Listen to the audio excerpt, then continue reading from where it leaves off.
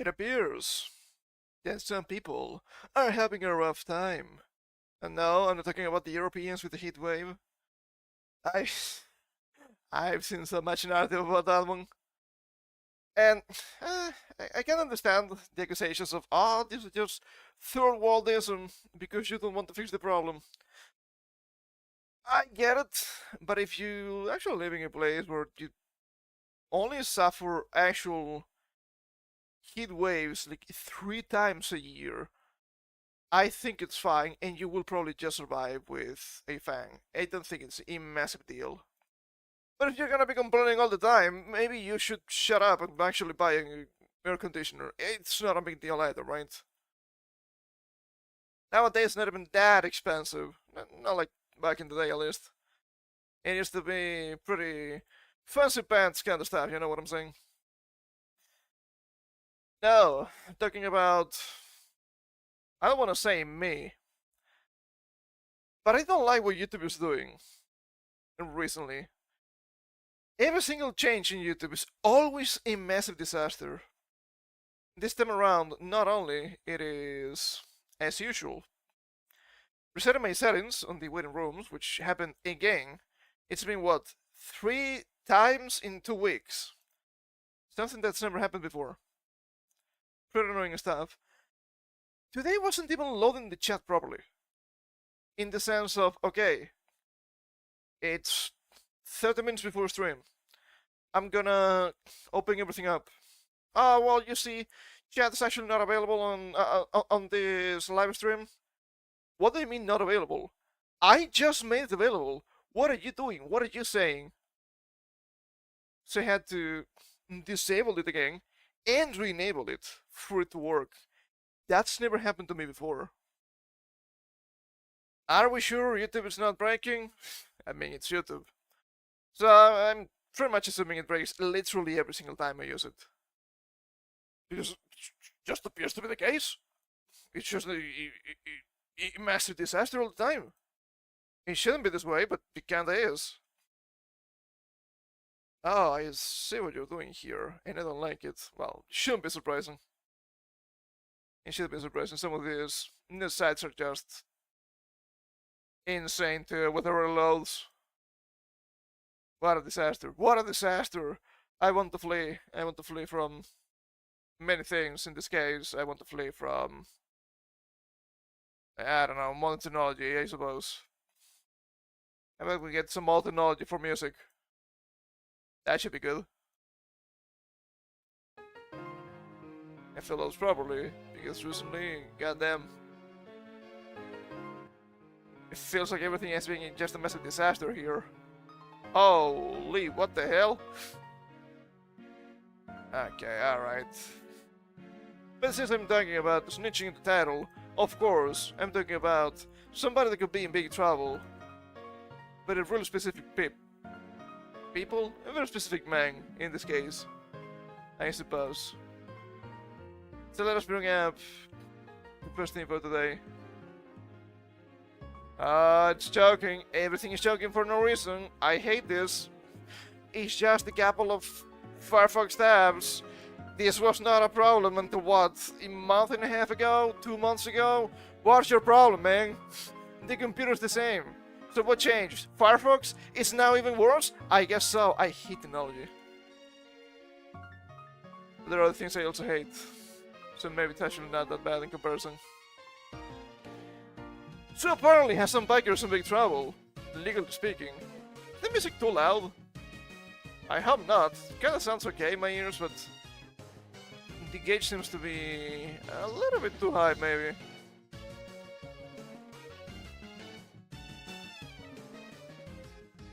I like having it just as actual background. I think this is fine. I hope this is fine, at least. Yeah, okay, it's not necessarily loud. It should be okay. Because some bikers subpoenaed by US government and might have to prevent with I want to say Philadelphia, but I know that's wrong. Pennsylvania Representative Lee? I think that's correct.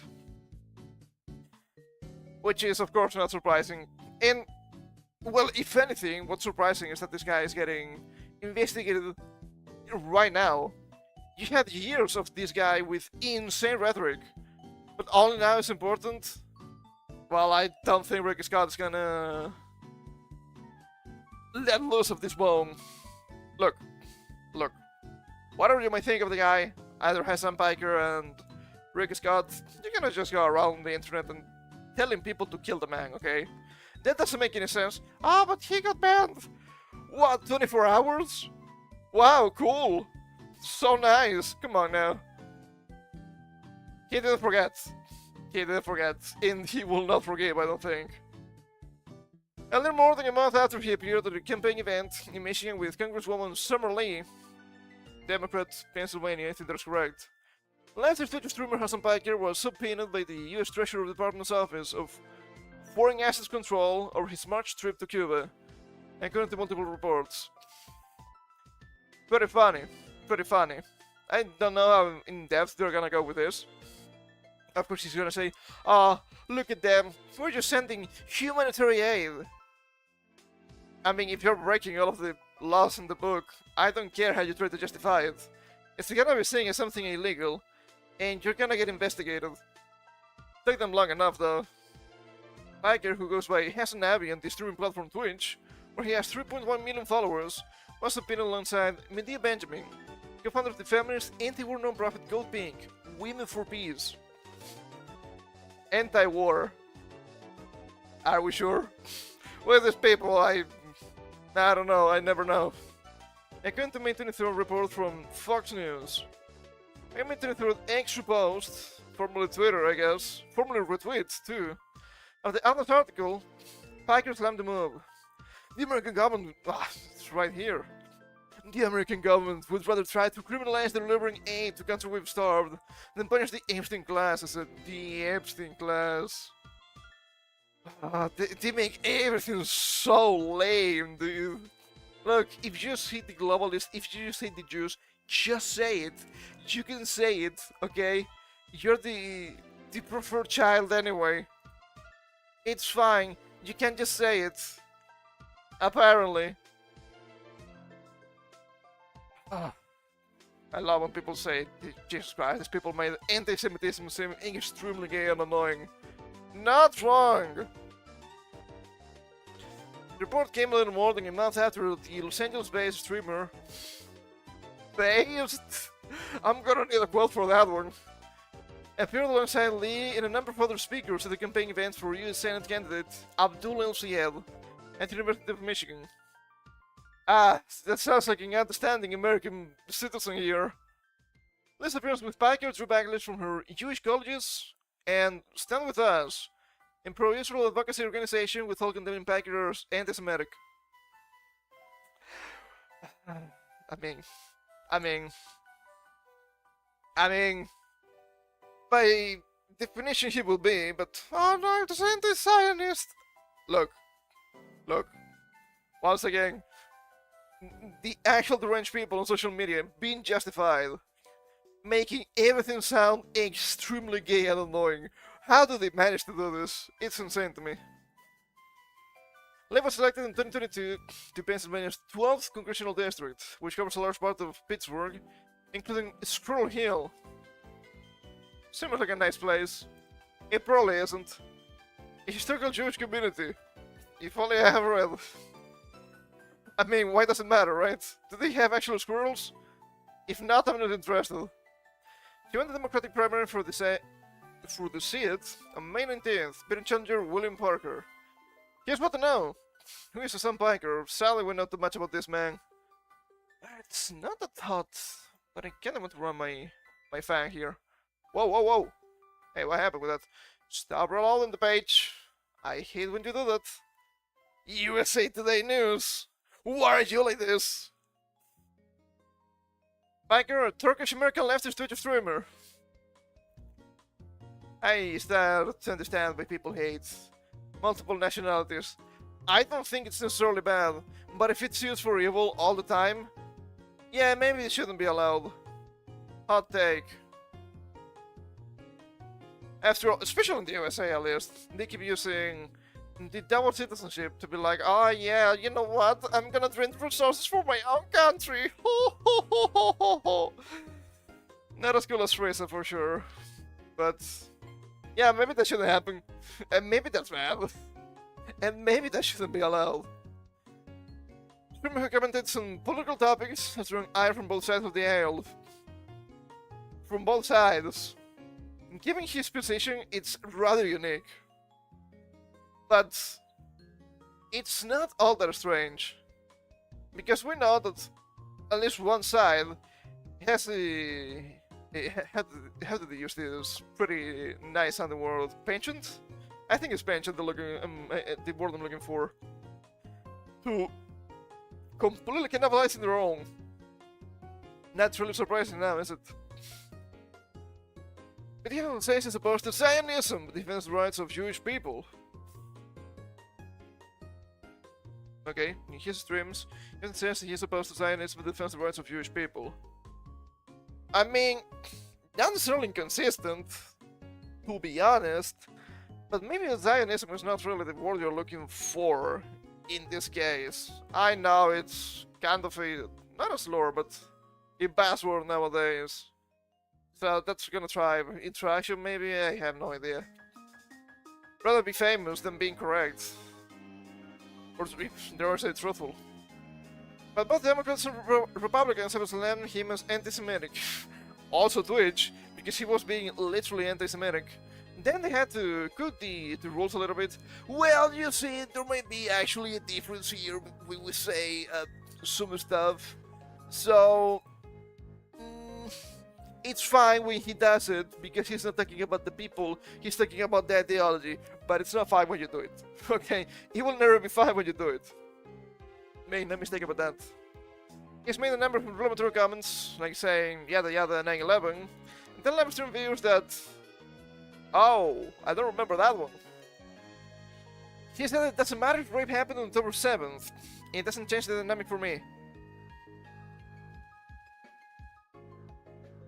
Okay, alright, this guy is apparently some sort of moral compass for a lot of people. That explains a lot. Going to report him by sitting in state Pennsylvania. It's quite plausible. I think I remember this. Now that I've read it, but it's not something it's constantly on my mind, like the 9/11 stuff, the capitalistic red blood, and the Ricky Scott stuff. Those are the classic for me. Packers has faced government scrutiny before. In May 2025, he said he was stopped and questioned by US Customs and Border Patrol and Chicago's O'Hare International Airport following a trip to France, according to NBC News. And you had to be fair, they were actually justified, because this is not looking good for the guy. None of this, if he's gonna end up in jail. But when we say something like this, I have to wonder, why jail? Why not just deneutralize and deport this guy? He's clearly a foreign asset. You cannot do that, that's so mean, are we sure? I don't think it's mean enough. Despite report, Piker Benjamin said they have not received subpoenas. Okay, who are we going to believe? The US government, which is a flawed institution, or a communist that keeps lying every single time? Rough choice, not gonna lie, but I think I'm gonna go with the government this time around. Especially when he just went on stream looking extremely dejected and pretty worried. You had to free me. You love being a martyr. Until you actually had to suffer. That's not off my collection. I read that before. The Fox News reported on May 23rd that Piker and Benjamin had both received subpoenas seeking financial, logistical, and communications information about humanitarian trips both made to Cuba with Western America convoy in March. Piker said on May 24th that he hadn't gotten a subpoena, going to have him imposed. Ah, yes! Another group of people that just keep lying. I don't know about that one. As I said during a Twitch livestream the same day that the strip had been cleared with the Office of Foreign Assets Control beforehand. Post reported. Maybe the trip itself, but that doesn't justify a bunch of stuff that happened around it. Like, for example, being contacted by quite literal foreign assets from, I want to say China, but I'm not entirely sure, but certainly Cuba.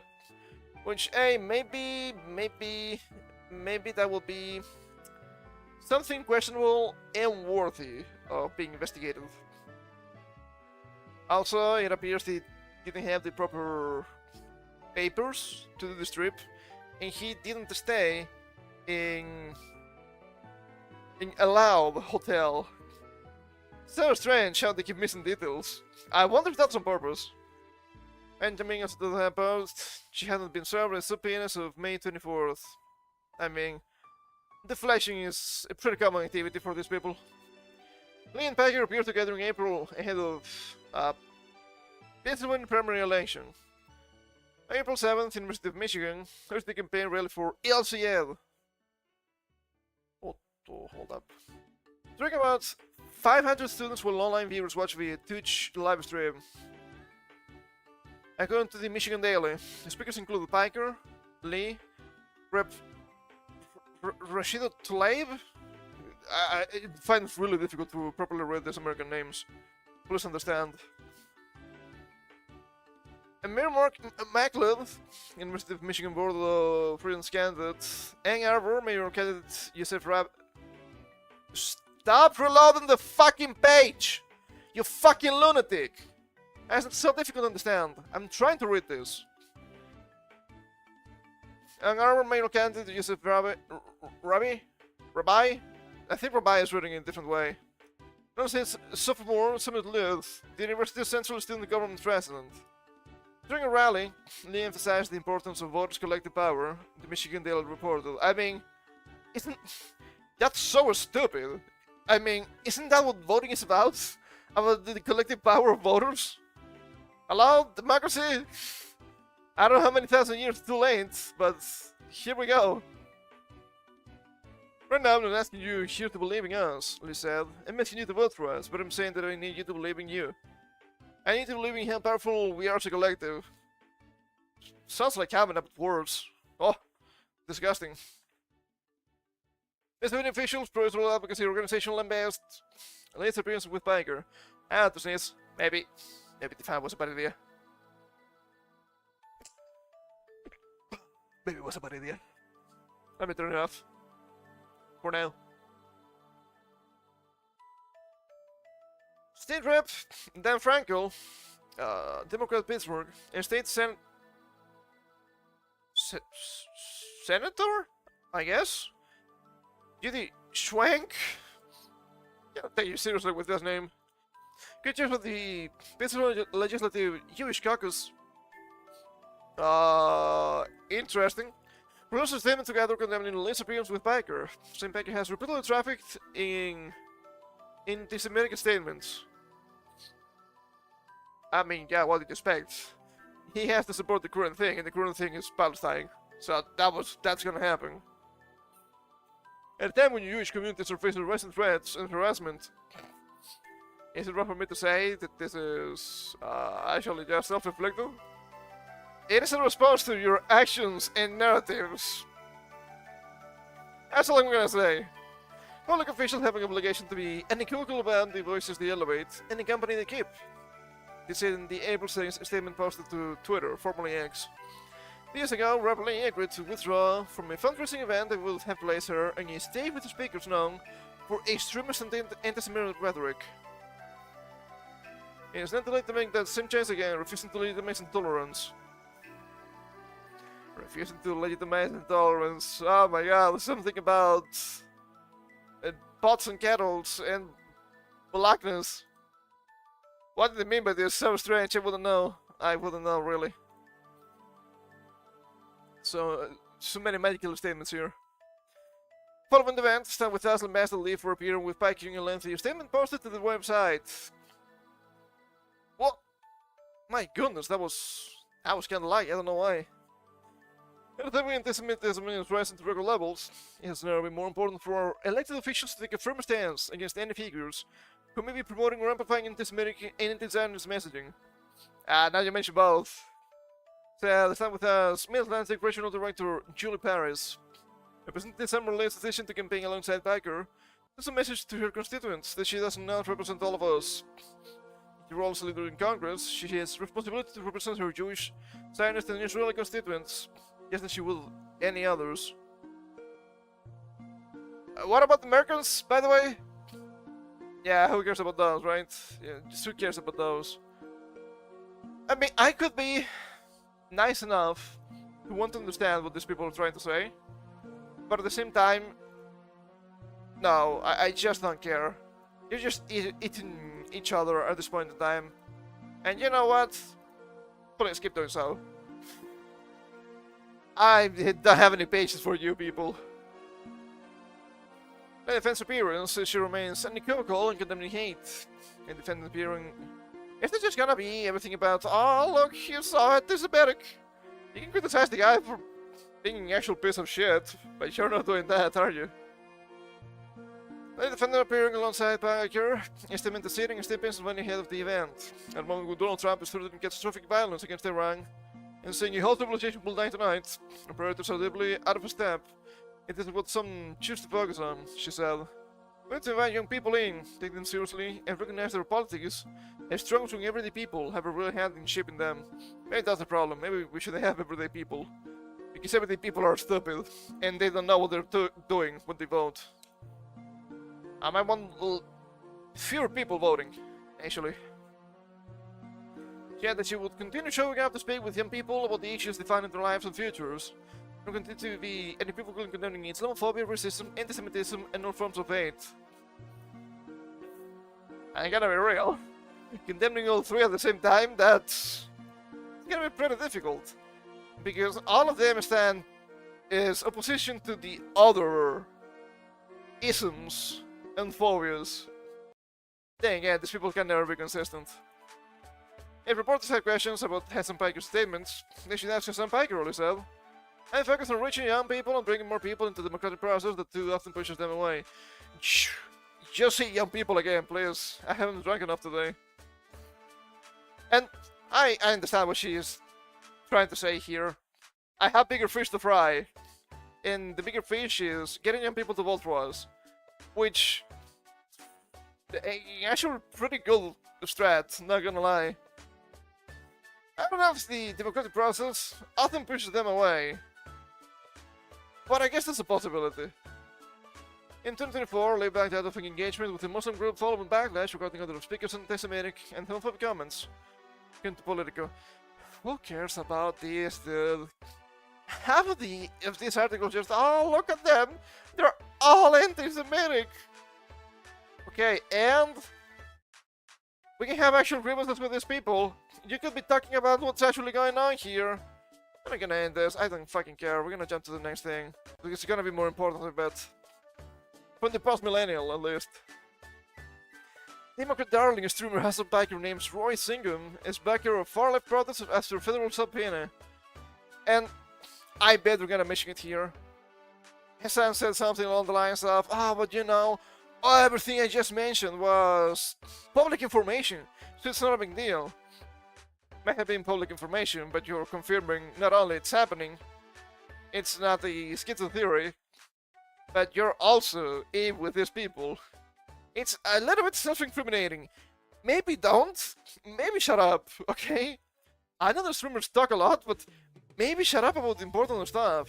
Shouldn't you have a lawyer? You have a lot of money, you should have a good lawyer. What are you doing, guy? What are you doing, guy? I just don't get it. I think that ultimately target Rolling Singham, Becker said, and his separation from PSL was a coalition to Code Pink, like anything that he's ever financed. And I'm actually willing to believe that, but it's not like you don't have any ties to them. Also, apparently, which, something I didn't say, there was a tweet floating around that mentioned his son clip, I mean, of course, where he mentioned he got approached, it was like last year, something like that, by Cuban government officials. Yeah, no, how about no?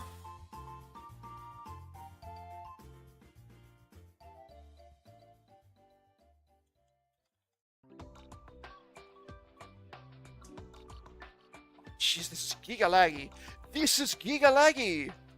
Takes so long to send the message in Discord. That's so bad. I hate modern technology.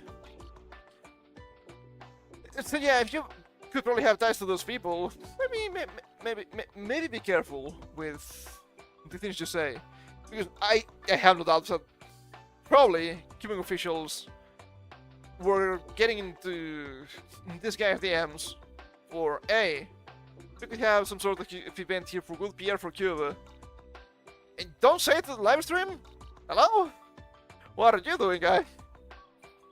YouTuber and Twitch streamer has some bikers facing a federal subpoena over his humanitarian trip to Cuba in March. Quote-unquote humanitarian. And he's been speaking out about it in a names on his live stream.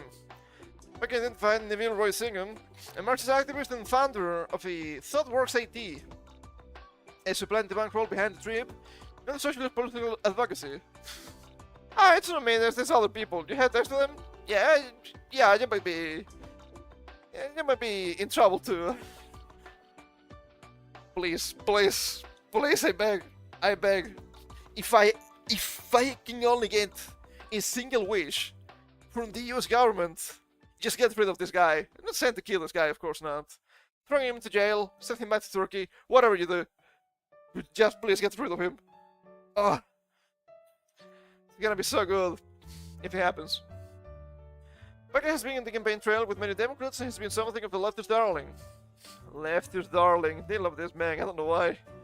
In a recent interview with the New York Times, he advocated for shoplifting and said the murder of United Healthcare CEO Brent Thompson was basically justified in the Marxist framework that blames corporations for social problems. This guy has not been getting banned enough. The poor China tycoon, he said, has been funding a political movement in the US. That's foreign actors. And you have ties to them. God damn it, dude.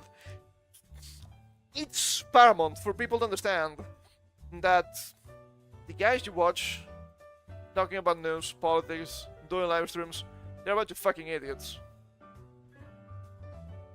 And it kinda shows when they do shit like this. Don't wanna say, oh, but not me, I'm so smart. I make a lot of mistakes too. Make no mistake about that. I think I'm smarter than Hassan Piker, but that doesn't take... It doesn't take a lot of quality to do so. I wouldn't say anything like this, if it was the case. As exclusive reporting from Fox News Digital's Asher Nomani about the administrative subpoena from the Treasury Department, Piker said that he believed the goal of the federal probe was to get to Singham. Nomani reports that Singham has pumped 285 million USD since 2017 into pro-common non-profits, including COPIUM, which is also facing Treasury Department scrutiny for possibly violating sanctions against the Communist Party of Cuba. And you think, Hassan Piker, you're gonna be scot-free? Yeah, I think it's possible. But I don't know if it's likely.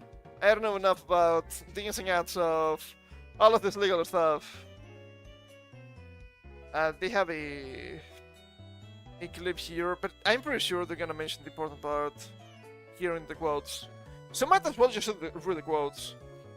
I think that ultimately the target is probably Singham, like I said.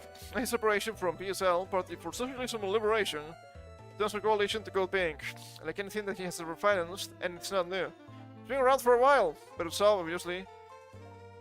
It's held through regardless, because like it's ridiculous, right? Look, I know MSL, and I use a lot of filler words. I don't think I've ever been this bad, right? Oh, this is dire. It's like total fucking ridiculous to try to, to try and sound like the political advocacy of an American citizen. If he's China-based, and he is promoting Chinese politics, he's a foreign asset. I think that's pretty reasonable to say. Then again, Hassan Piker doesn't seem to be the brightest tool in the crayon box. He's trying to craft a narrative here that everything is just about trying to limit free speech for Americans, which I don't think that's the case. Then again, if you're quote-unquote American, but you live in China and promote Chinese values, are you really American? He wants to say, Ray Singham is an American citizen. He lives in China now, and he's a centimillionaire. I'm assuming that means he has hundreds of millions. Not a term you see a lot. Usually they will use multimillionaire, but yeah, that's more accurate. I think he has a multi-billion. He uses a lot. That's a Valley Girl kind of thing, right? He has almost $1 billion. Not sure how much money he has now, but he's being a fucking vehicle for a lot of other political movements in the country. A lot of activists. I'm gonna start ignoring the likes here. No likes. Do not take me shields. And they hate that shit. The American government hates that shit, so they're trying to jam him up. You know, they're trying to hit him and everything they possibly can. Pouring assets, depending on the pouring assets. Well, it's not really that surprising either, is it? As we continue the stream, titled Fencer After Me, he said he has not yet been served with subpoena. Ed Friedman has also reported on seeing him and his funding operations, saying that he's paid one activist about 80,000 USD to protest in just 1 year. I know I'm seeing a lot of stuff about, see, these protesters are just paid protesters. Seems unlikely, but when you see the organization and how they keep doing that every single time, always the same people, they might be into something. Friedman calls him a CCP billionaire that needs to be looked at. In a video, he said that the Progress Unity Fund, funded by the TEDS Foundation, funded by George Soros, these are massive leftist protests all have the same matching signs. They have another clip here from this named individual. Hold up.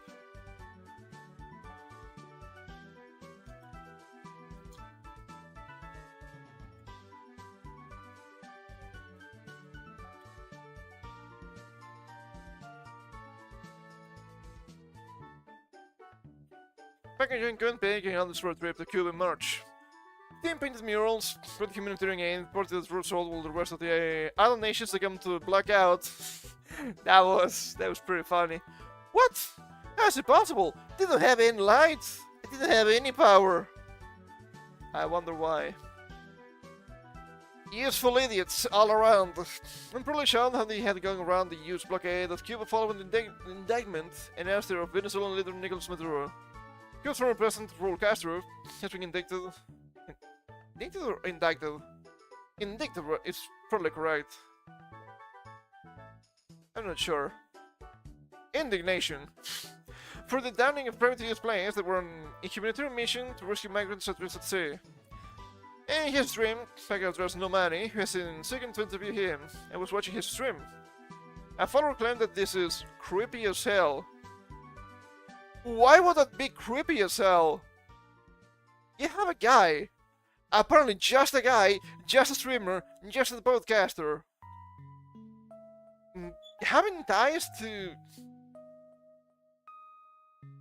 millionaires that live in China, foreign assets, the Cuban government, and he went to Cuba for, quote-unquote, a quest of humanitarian aid. Why wouldn't people want to interview this man? Makes more sense to interview that guy that, I don't know, Asmongold? That's quite literally just a guy, despite him being bigger as a content creator, but still. But the man pointed out clearly that watching and studying a person's written and spoken word at every opportunity, especially when the person doesn't respond to a request for an interview, is not creepy, but a critical part of gumshoe reporting. Studying a person's thinking, psychology, and priorities. Isn't it bad? Kinda feels like it.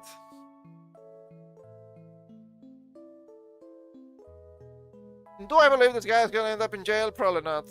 Do I want this guy to end up in jail? I mean, if he's actually confirmed to be foreign assets, I mean, you have to do something with the guy, right? I think that makes sense.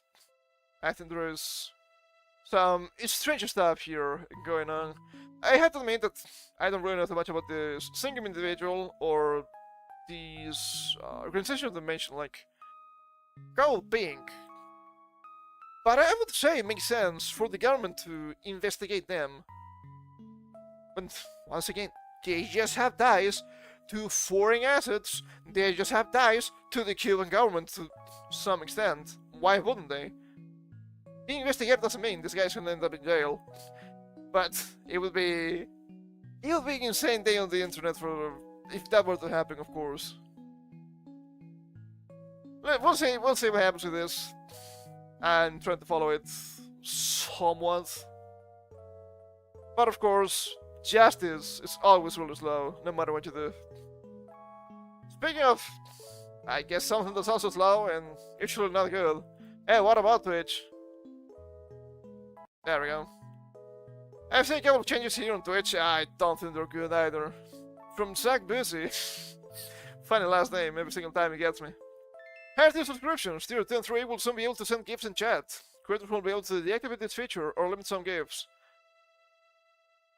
I don't know how this is gonna work. I bet this is gonna be a disaster. You cannot let people be free on the internet. You cannot just let people get too funny. You cannot just let people share everything and anything on a Twitch chat, especially with the draconian rules. So I'm going to assume most people will have a very curated list of gifts, or they will just deactivate this, because it just makes sense. They also announced something far more dystopian, which I also don't like. Amazon has launched 2 AI Twitch sponsorship tools at TwitchCon. TwitchCon is nuts. Campaign is able to analyze how creators speak during sponsorships and prompt them on what they need to say, change tongue, etc. You're promoting the slapper, but you're not promoting it good enough. Maybe get better, or you will not get your money. Whew. That's not good. Chat sentiment analysis will process all chat messages to determine reactions. Big Brother is watching. Quite literally, it's so weird. I had details here. Yeah, now you're worth and whatnot. Yeah, it's enough from me, dog. Go back to the drawing board and try again with that all AI now too. There's this insane obsession with AI, right? I understand it's a new technology, and of course you want to invest into it.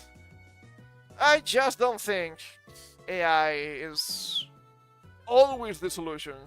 Especially when you don't understand the problem, or the problem doesn't really exist. Which is something we've kind of seen too already. Then again, it's the new thing, so if we can implement the stuff without actually having employees, maybe that's for the best. Speaking about employees, I don't think they're actually employees, I think they're meant to be contractors. Not quite sure about the ins and outs. What about HoloLive? What about HoloStars? I didn't cover this when it happened. Early last month, it still may after all. How HoloStars GP was in dire straits. But this looks actually really bad. Way worse than I expected. They were removing HoloStars as groups and they were limiting funding. And I mean, of course it's gonna happen, right? They were not as wildly successful as expected. This was kinda Yago's pet project, but since they went public, you get more hands here, and it's not looking good. Doesn't really affect HoloStars EN yet, but I'm assuming it might in the future. Announcement regarding the partial conclusion of streaming activities and future plans of HoloStars GP talents. Thank you for your continued support of HoloLive Productions and HoloStars. A lot of PR speak here, as you might expect. I'm very professional, I'm very corporate. Following our April 3rd announcement on HoloStars GP's operational structure changes, we would like to provide an update regarding the HoloStars GP talents. Plans on their streaming activities, operational structural changes, and talent discussions. In accordance with HoloStars GP's operational structural changes, we held discussions with the talents individually regarding the future direction of their activities and personal visions. We would like to share the results of these discussions, which are as follows. Talents concluded their streaming activities. Half of them. Miyabi, Tenma, Pika, Arandesu, Ryo, and Xian. Which to me is absolutely insane to see somebody like Miyabi, Pika, and Arusan graduating. It is insane. Especially Miyabi, because he was pretty much the backbone of the HoloStars GP brand.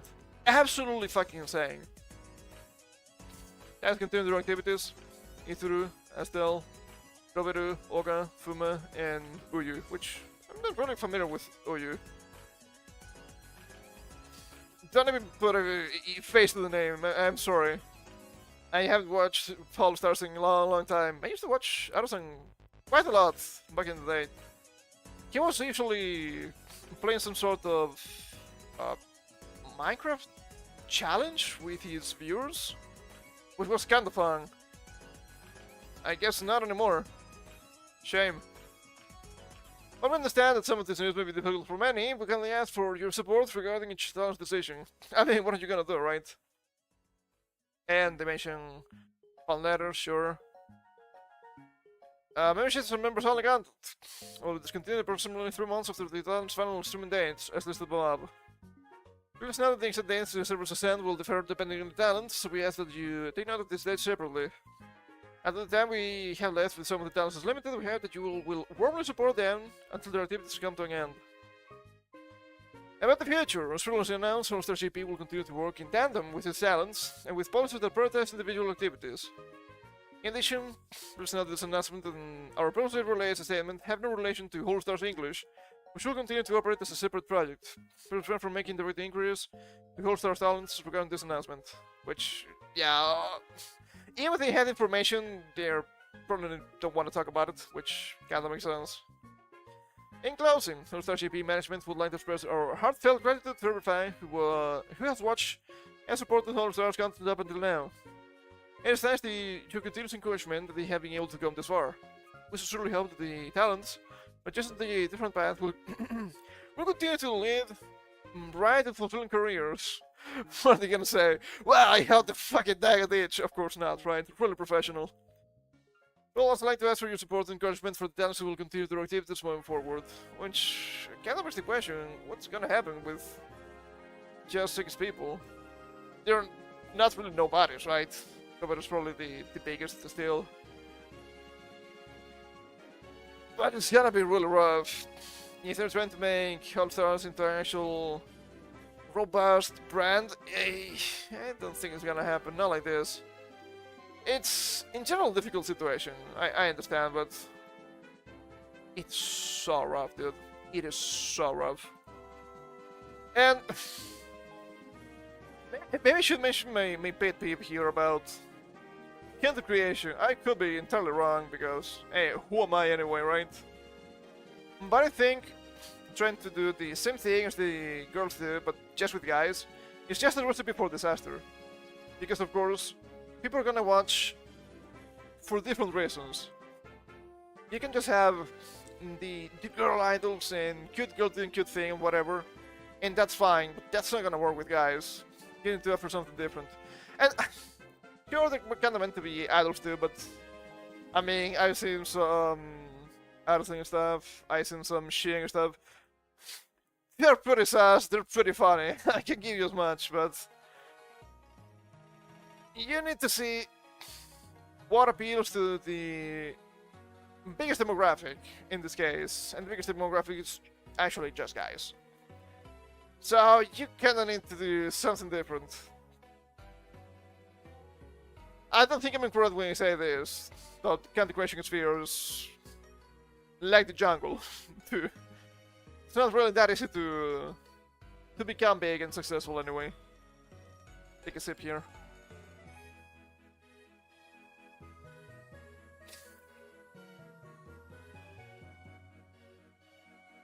It's not to say you're gonna be successful by trying to appeal to the women's, right? We've seen some guys in Nijisanji doing so, but then again, do you want to sell your soul to the Chinese Fuyoshi?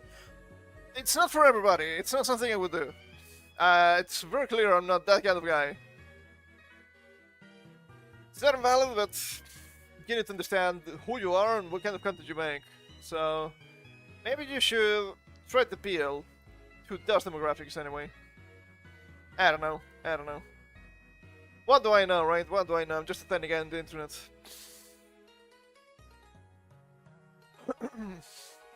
What else do we have here? Let's see. Okay, what about we get into the usual tech stuff, ID stuff? It's always the fucking same, right? It's so annoying. Now from Texas, which sounds a little bit scary here, in my opinion. From the Texas... Excuse me. From the Texas Tribune. They use Discord, arguing only messaging platform endangered children, misled users. Recurring identification now. Apparently. Oh my god. There's a cancer theory. A Galveston County family said their 13-year-old daughter was sexually assaulted by a person she interacted with on the platform. Where are the fucking parents? Where's there no fucking control from the parents? It's always the same. It's endless. I'm sick of this. This is Attorney General Ken Paxton suing online messaging platform Discord, accusing the tech company of exposing children to predators, using the service and deceiving users about the safety of the platform. It's the internet. It's never really safe, is it? I do remember back in my day. Back in my day, I was a young lad getting into the internet for the first time. My mother was not really knowledgeable of the internet in itself, but she knew that people are not good.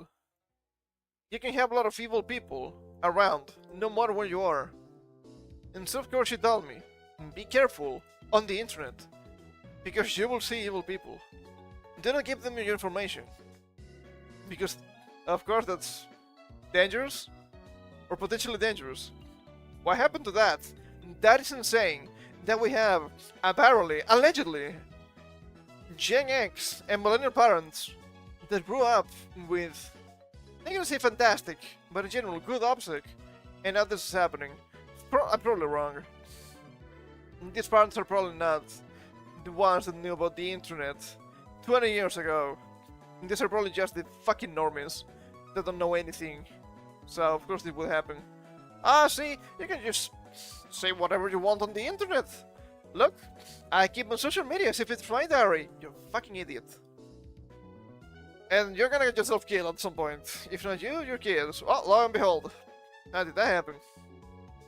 Preston filed a lawsuit on Friday in Cullen County State District Court. The latest in a recent flurry of lawsuits by Paxton's office against tech companies. Another business ahead of his US and GOP runoff against incumbent John Cornyn on Tuesday. I assume this already happened. May 22nd, yeah, probably already happened. States of Georgia, Nevada, Indiana, and New Jersey, states that have recently sued Discord. Florida announced its investigation of the company in March. Many private lawsuits have been filed in recent months as well, largely for families accusing the messaging service of allowing children to be sexually abused or exploited while using Discord. You fucking idiots! I'm not trying to defend the site or the platform when something like this happens, but it's gonna happen because you have no idea about the evil in this world.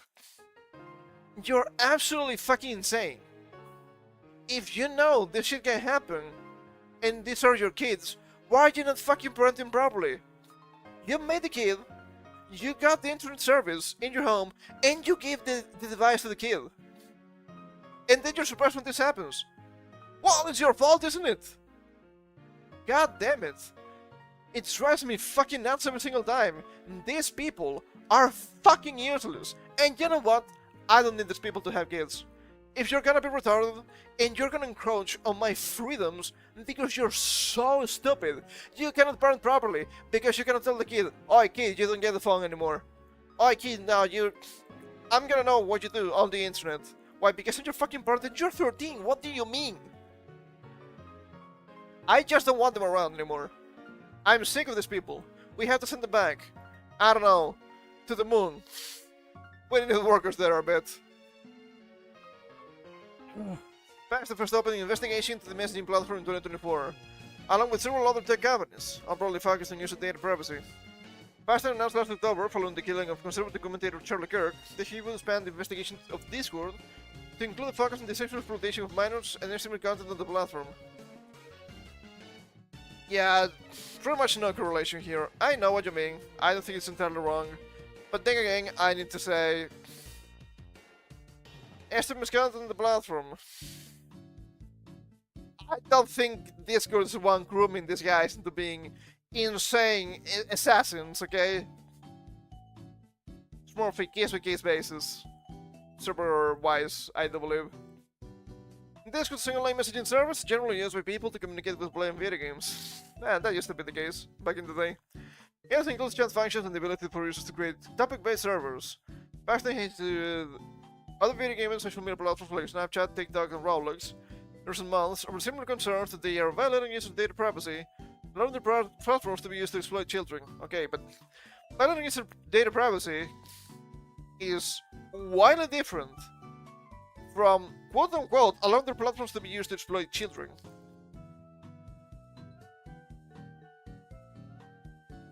Once again, I need to ask, why do you have kids on these platforms as a parent? It makes no sense.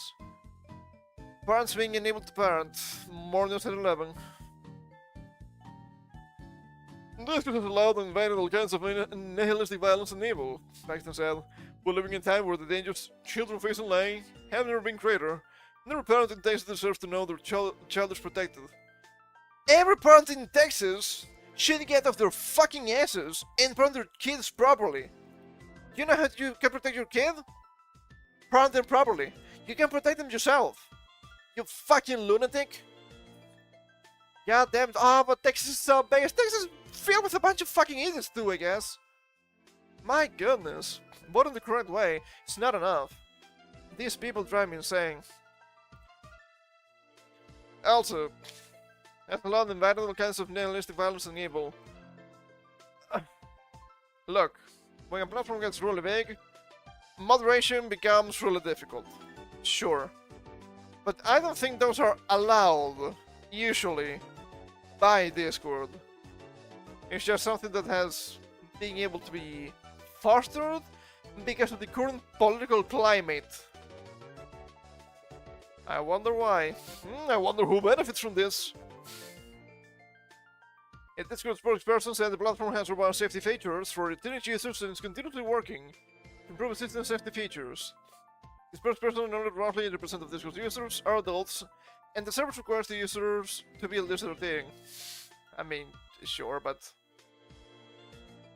at the same time, who really cares about what the platform say, right? That's why the last line of defense are the parents, but the parents are not there. The last characterization of Discord does not reflect the platform we have built or the investments we have made in user safety. Then again, Discord has a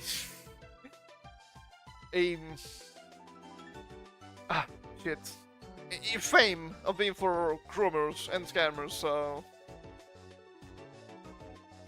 I know that was not meant to be the case, but just only to cling home. I only try to defend Discord to some extent, because I do think this is overreach, but Discord is not policing correctly anyway.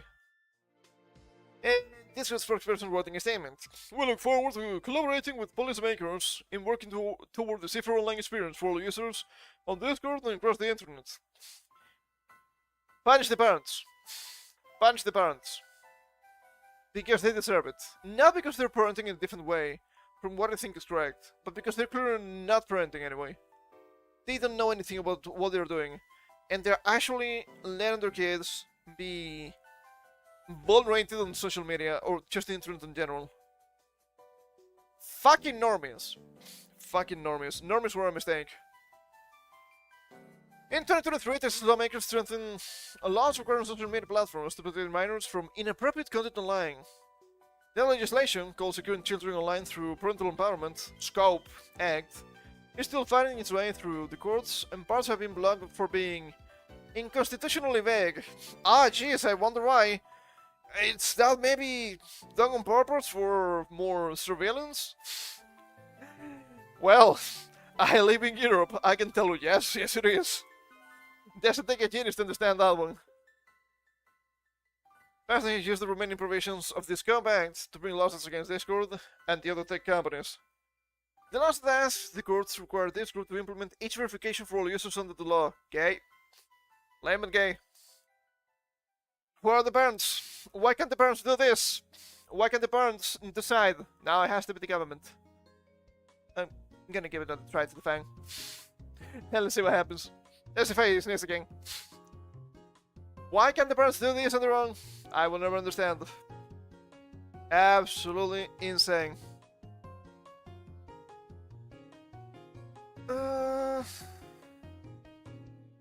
The law set also seeks for this group to pay fines under the state and Deceptive Trade Practices Act, arguing the company has misled the users with the safety of the platform. Safety. Safety, you keep saying that. But safety is just a nice word. Safety in itself doesn't really exist, in general. How about safety when you go out to the store to buy groceries? Well, it doesn't exist. Really, it doesn't really exist. Why would it?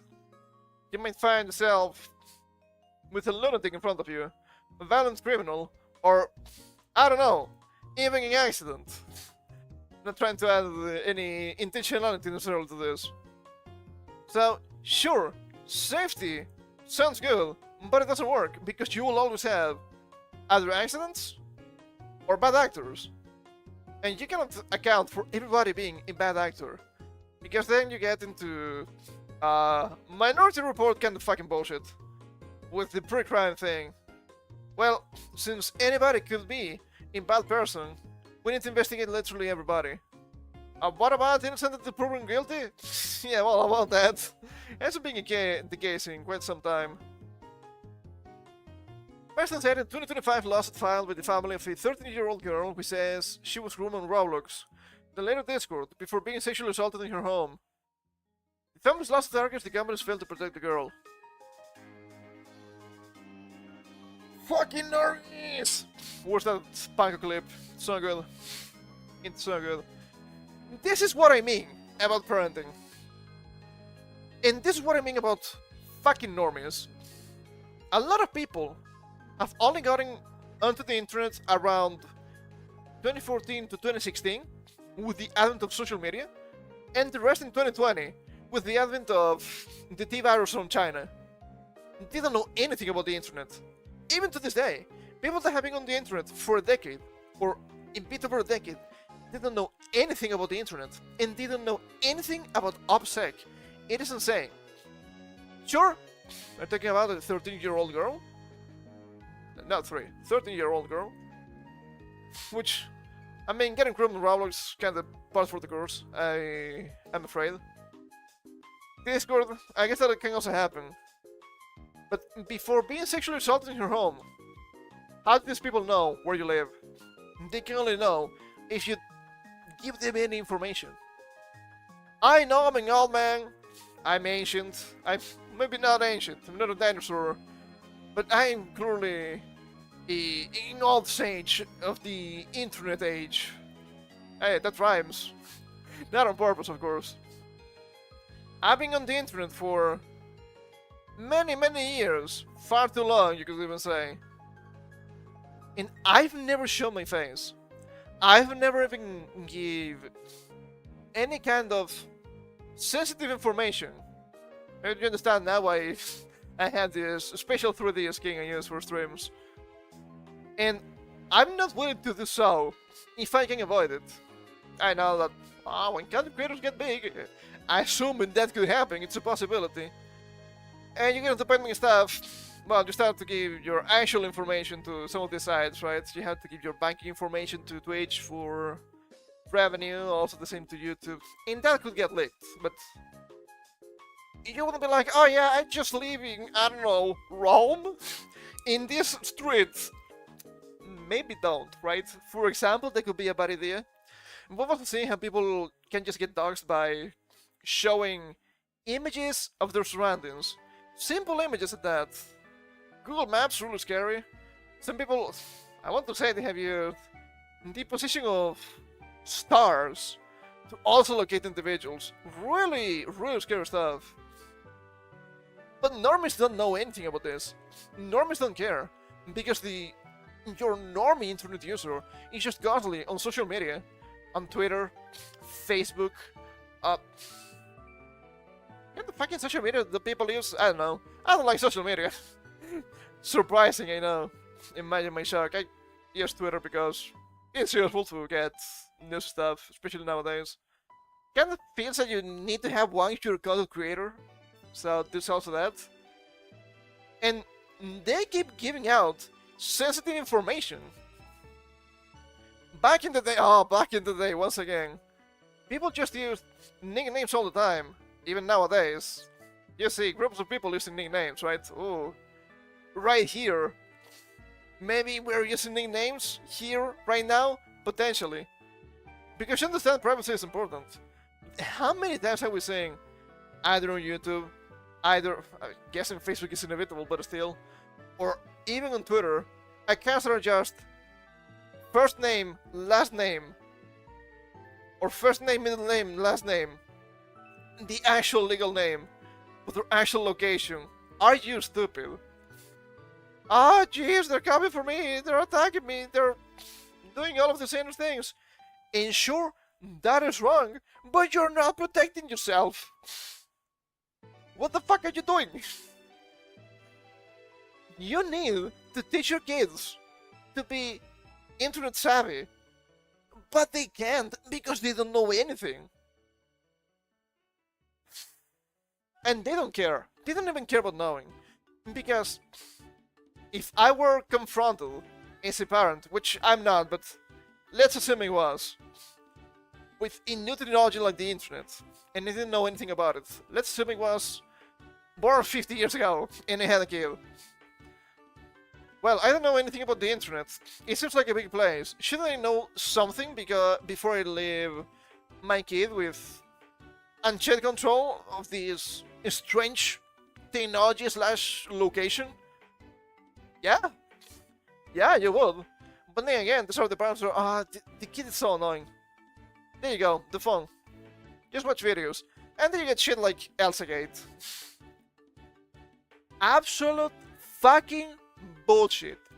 Bad parents. And we all have to suffer the consequences. Annoying to no fucking end.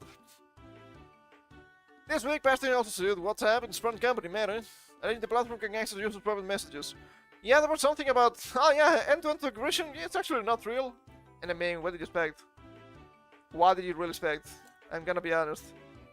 Do not send your plans for government takeover on WhatsApp or any meta platform, really.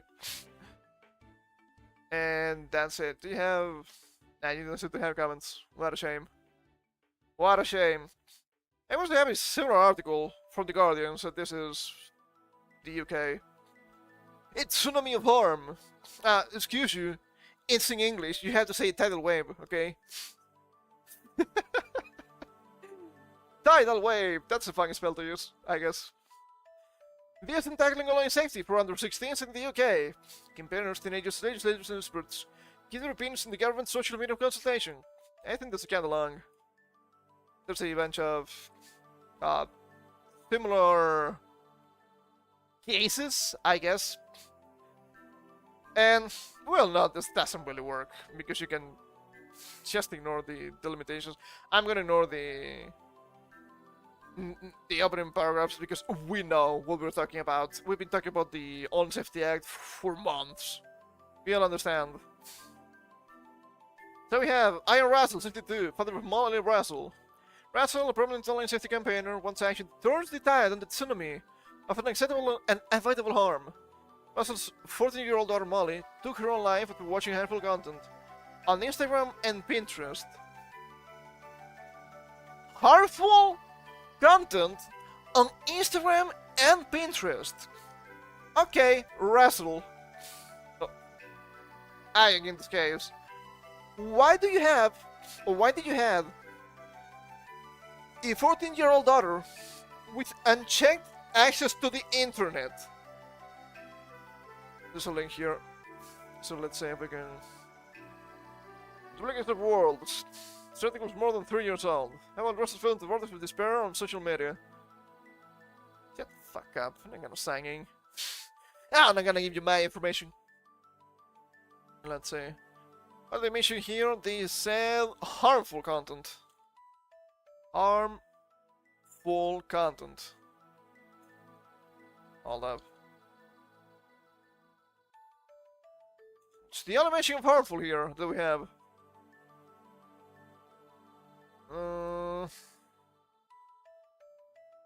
A high number of certain posts concerning anxiety, depression, self-harm, and suicide.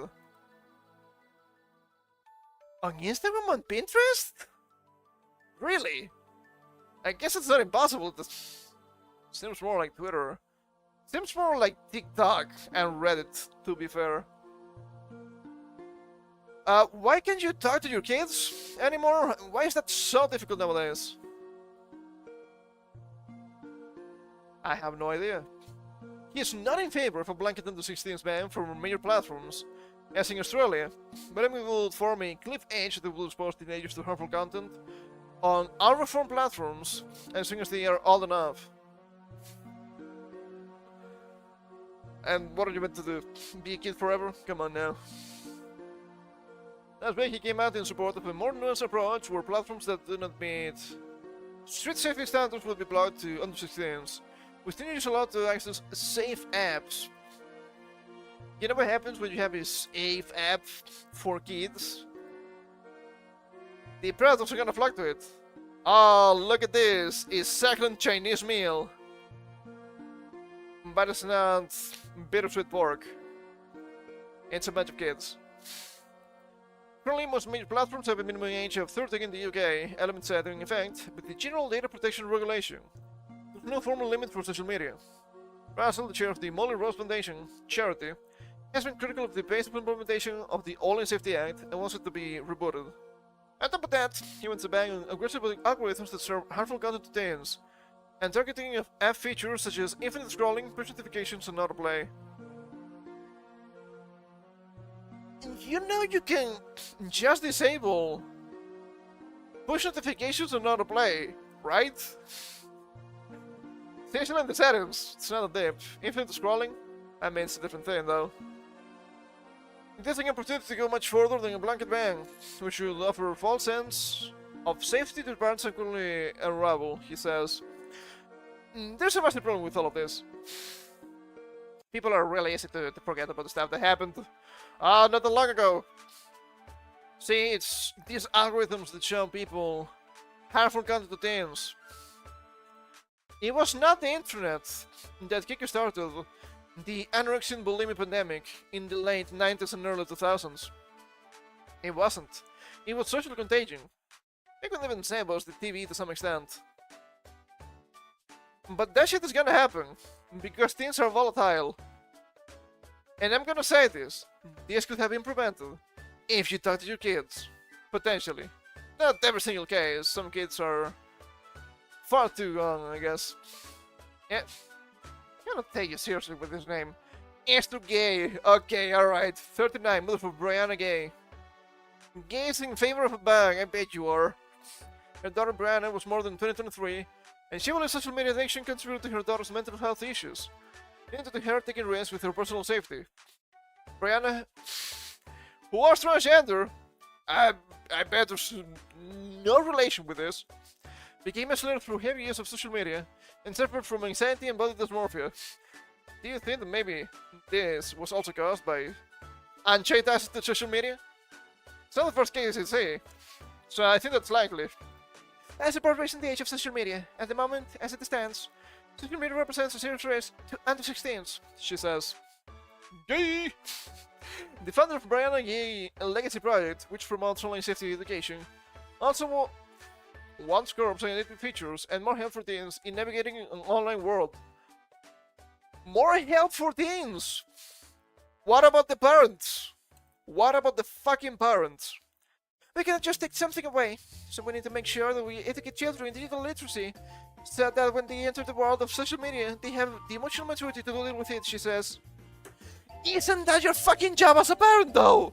I feel like I'm going absolutely insane with this. I'm gonna look up this case. Let's see. Oh, it's that image. It's that image. I see, I understand. Premeditated attack by Scarlett Jenkinson and Eddie Radcliffe. Well, that could be a rat for sure. Okay, let's see. What about this, guys?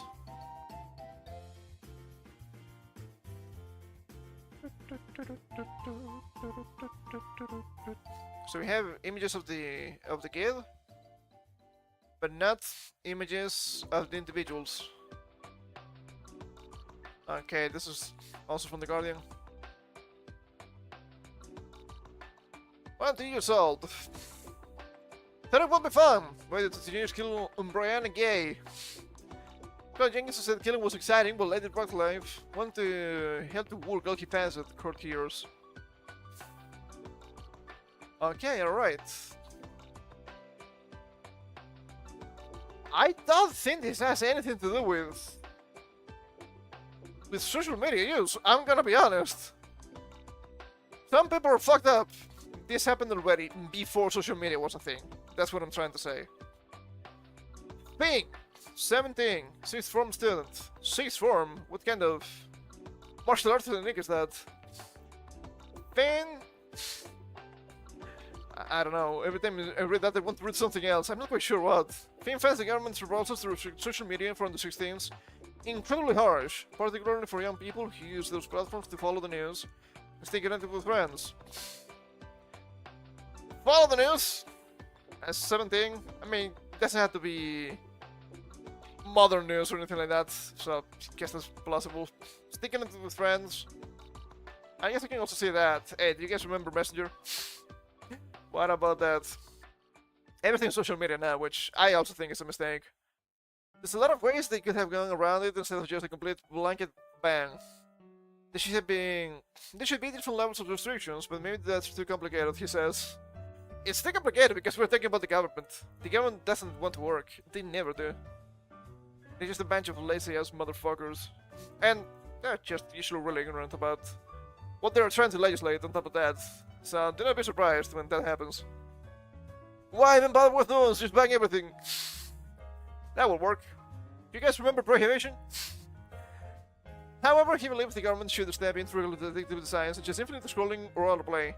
No, you fucking idiot. It shouldn't be the government stepping in. It should be the parents. It is the parents' job.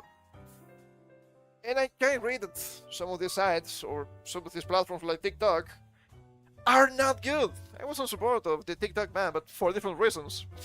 For different and more nuanced reasons, of course. This ain't the way, pal. This ain't the way. You shouldn't have the government being your parent.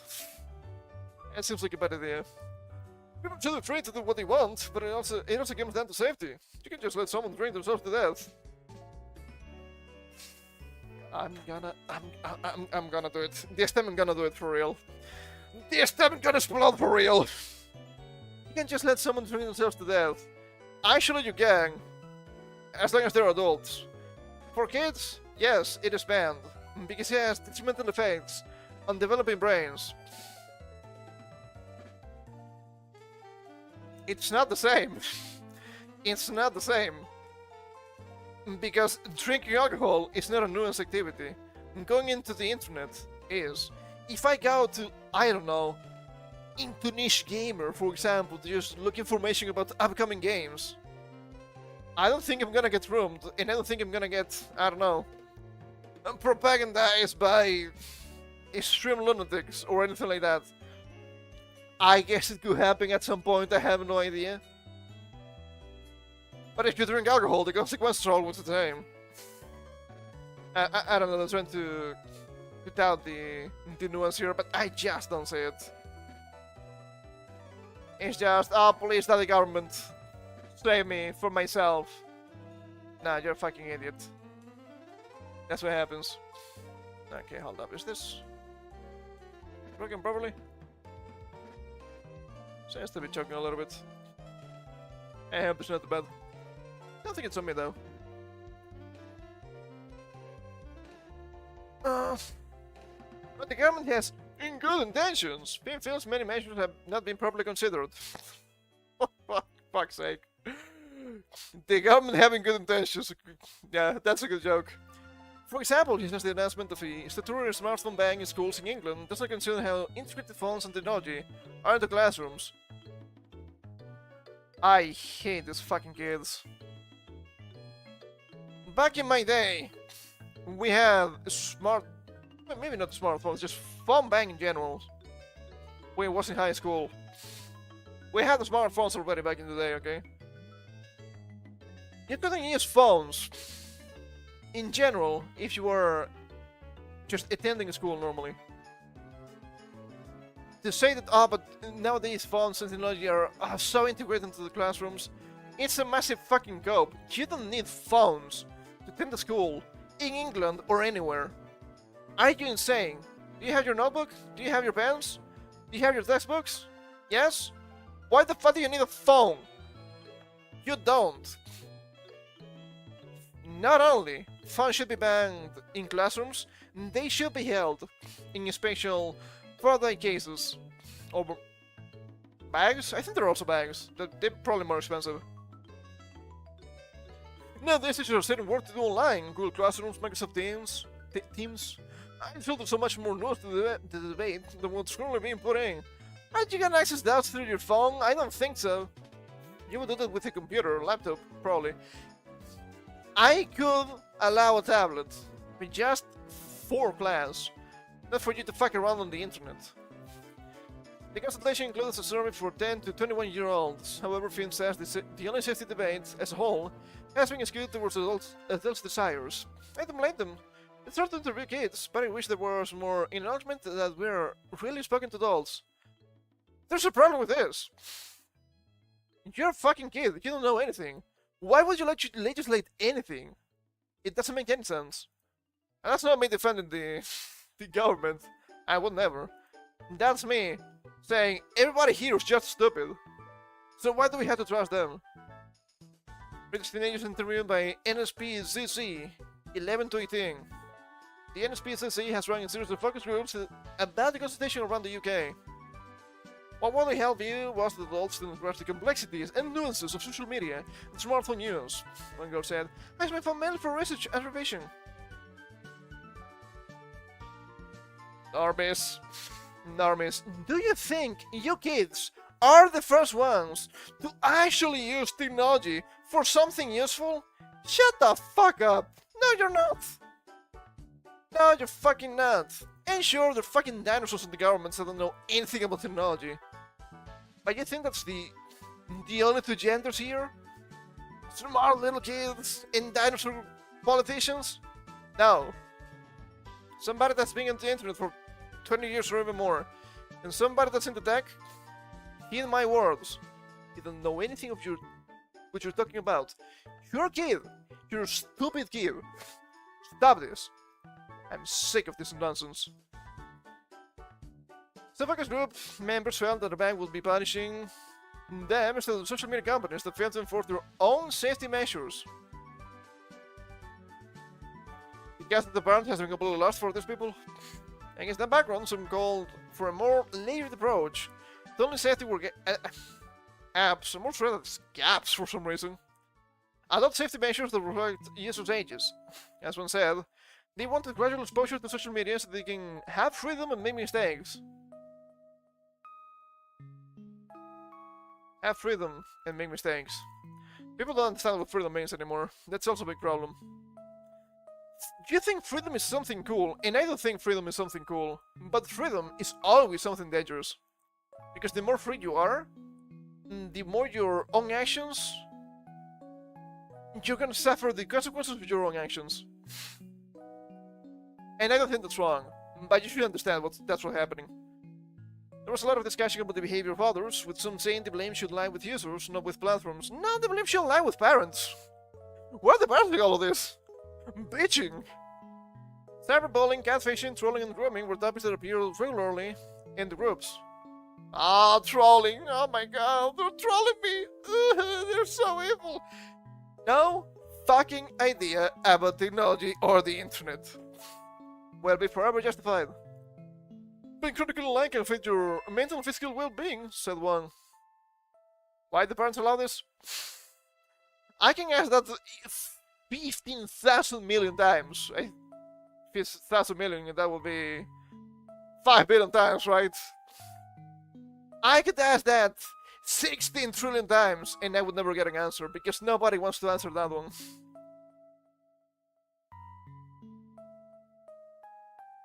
There was also support for being able to control your own online experience, such as selecting the sort of content you want and who you interact with. I mean, you can select the webs you go to, at least. I feel like the environment to have social media because it made it safe for me, Also, my algorithm does for me the things that I really engage with, said one girl. My algorithm. Oh, my algorithm. Curating your timeline is not necessarily something bad or wrong. If anything, I would say to people, please do so. That's something that you should probably do. Even if you're older, of course. Why is everything social media now? Back in my day, you had maybe not peer-to-peer, but you could just communicate directly with people in an enclosed space. I happened to Messenger, that was pretty useful. I don't know if it works anymore. So, nowadays, everybody's just pushing to social media for communication, which I don't think that is wrong.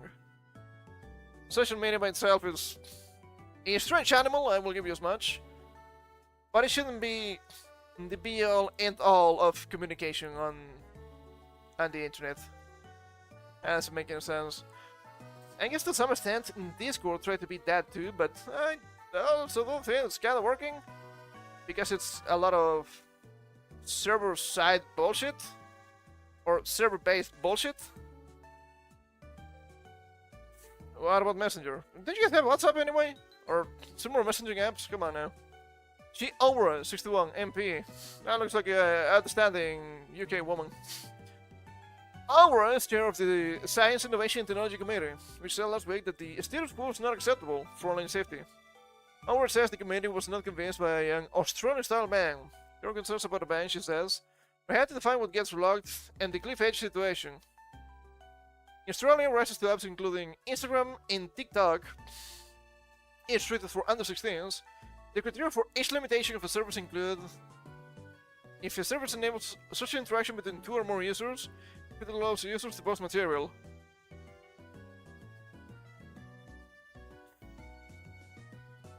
So social media, I presume. I'm not advocating for a ban personally, but the committee is strongly of the view that the status quo is unacceptable, Albert says. She would like to see restrictions on addictive features, tougher enforcement of the OSA, and better provision of tech platform data to researchers so that the level of harm to teenagers can be gauged properly. The committee is also calling for stricter age verification that fewer under 13s slip through the net, a regulation of digital advertising to prevent platforms from encountering addictive behavior. The only solution for this is to just actually use paper-please mechanics. Because if you use predictive age functionality, that can always be faked. How do we know? Because we've seen it many times. You can just use AI. You can just paint the mustache on top of your lip if you want. Colin Gannon. Of course this guy is evil, right? 48, Chief Executive of the International Centre of Missing and Exploited Children in Australia, ICMEC. Gannon. Ganondorf was on the advisory board for the trial of age assurance technology that was completed prior to Australia introducing the social media ban. At the end of last year, he has more than 20 years of expertise in dildo safety and child protection, and because the UK has started a good footing with 8 checks on iPhones. 8 checks on iPhones! Sure thing, pal. What if I'm using a different kind of a smartphone and I have my own OS implemented? That will never happen. You gotta do that. What if he's shutting all the operating system? That already exists. If they're trying to completely destroy Crafting OS and similar custom operative systems for Android. He says the UK government should not impose an outright ban on social media for under 16s, as Australia has done. He says teens under 16 have been able to circumvent the ban in Australia, has pushed them to a moderated environment without the parental controls and other limits on the accounts that the platforms have put in place.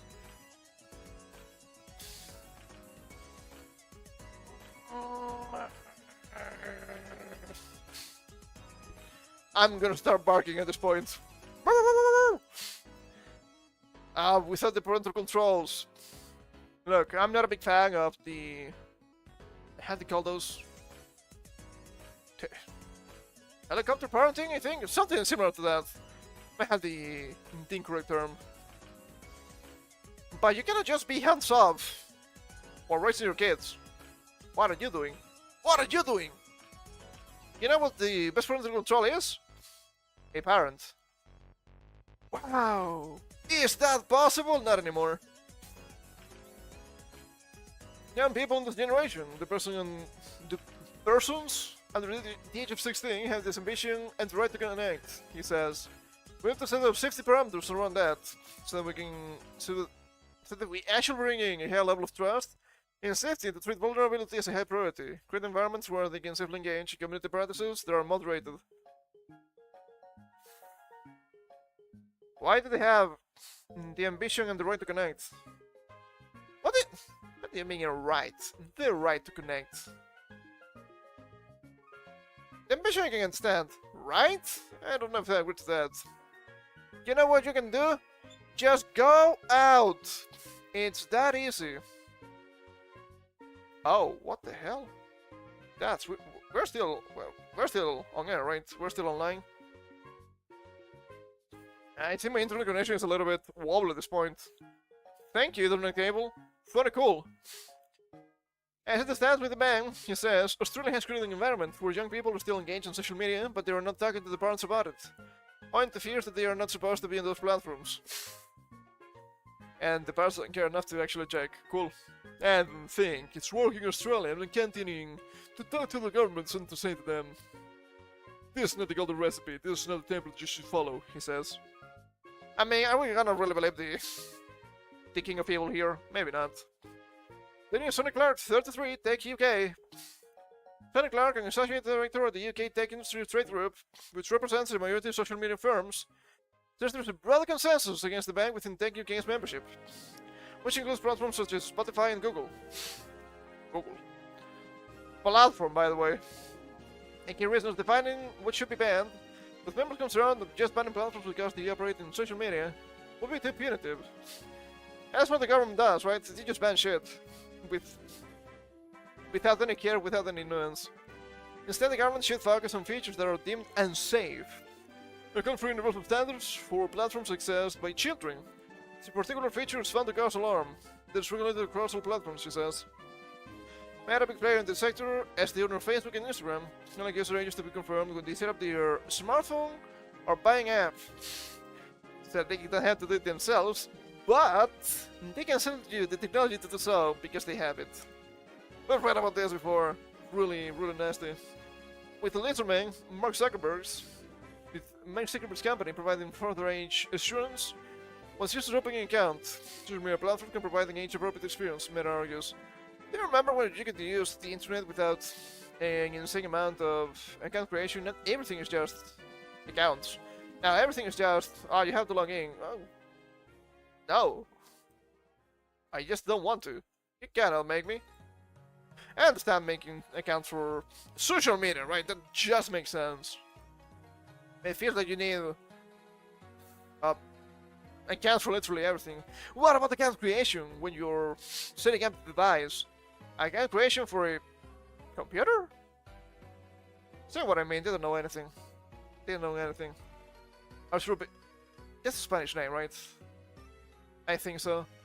I'm gonna assume that. Arturo Bejar, 55, Meta whistleblower.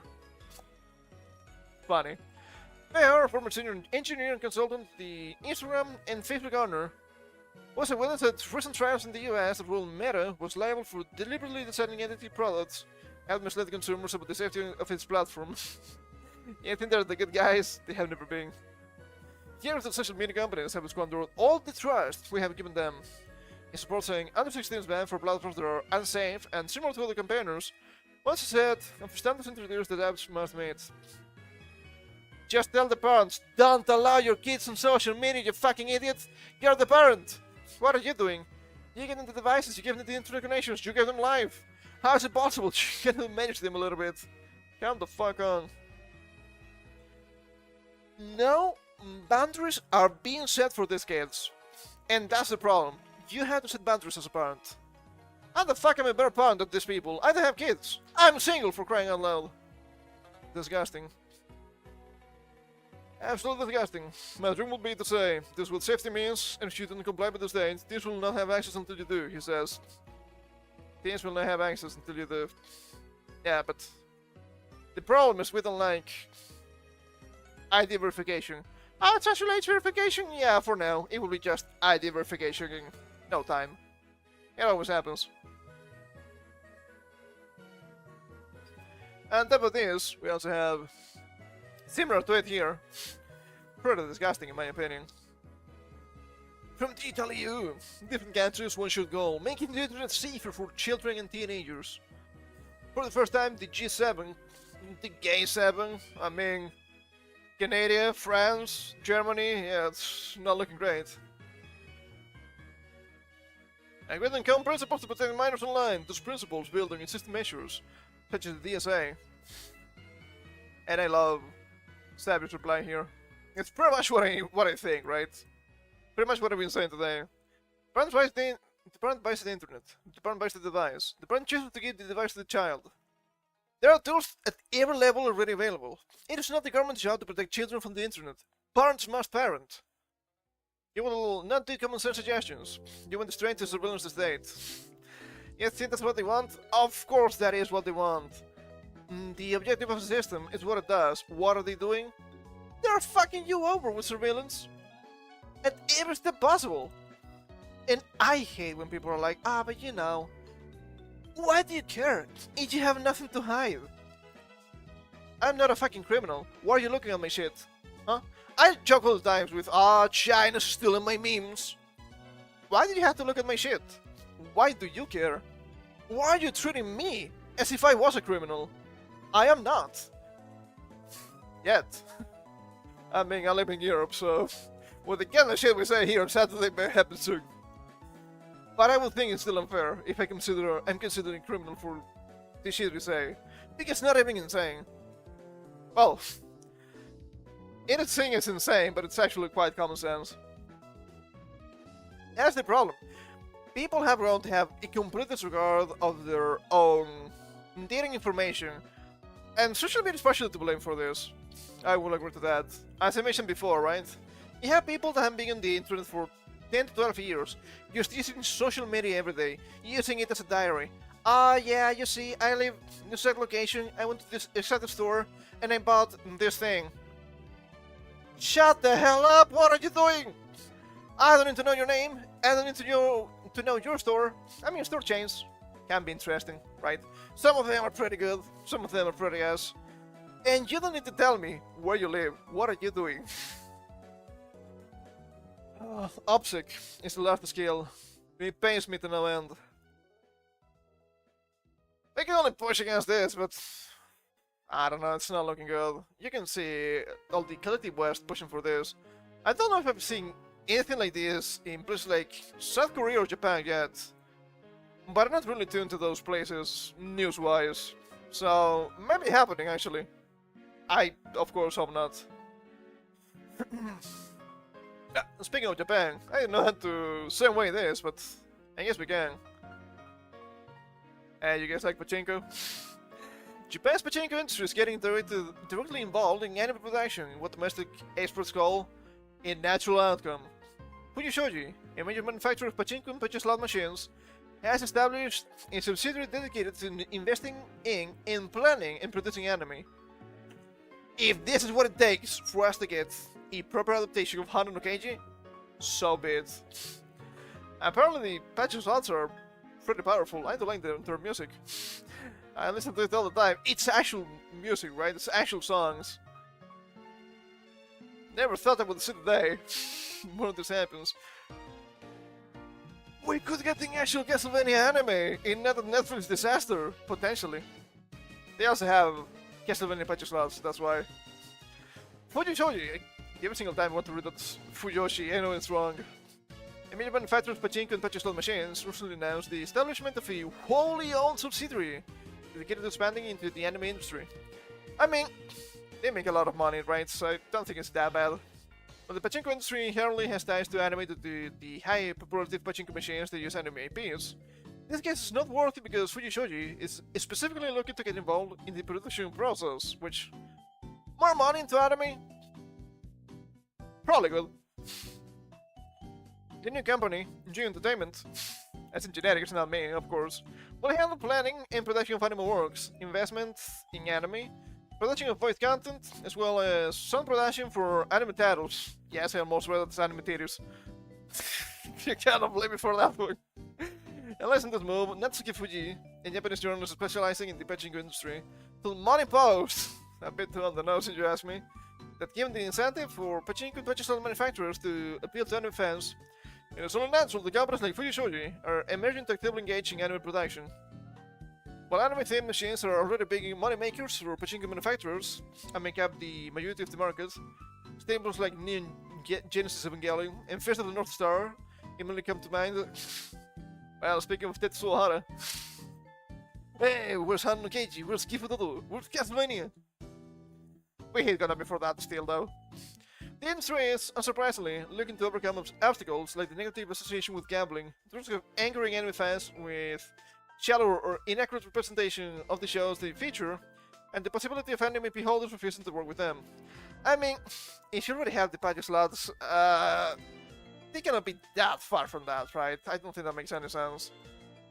The solution to this, according to Fuji, is for manufacturers to get directly involved in the production process and become anime experts themselves. Regarding the funding of G Entertainment, he offers the opinion that Fuji Shoji's objectives is clearly not just to be involved in the production of anime titles for the sole purpose of adapting them to machines, but also to contribute to the anime industry itself. Not that bad. Gotta be able to get machines out with new anime if they make the anime.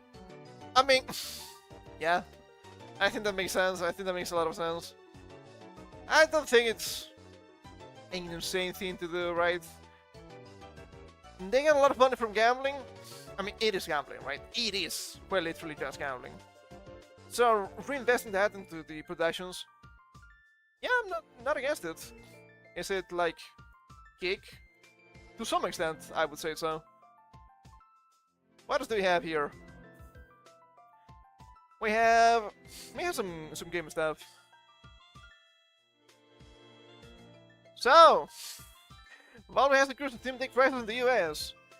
The 512GB OLED from $549 to $789, and the 1TB OLED from $649 to $949. $300 increase. Almost a 50% increase in price. That's insane. And you haven't bought one already? You might be shit out of luck, sadly.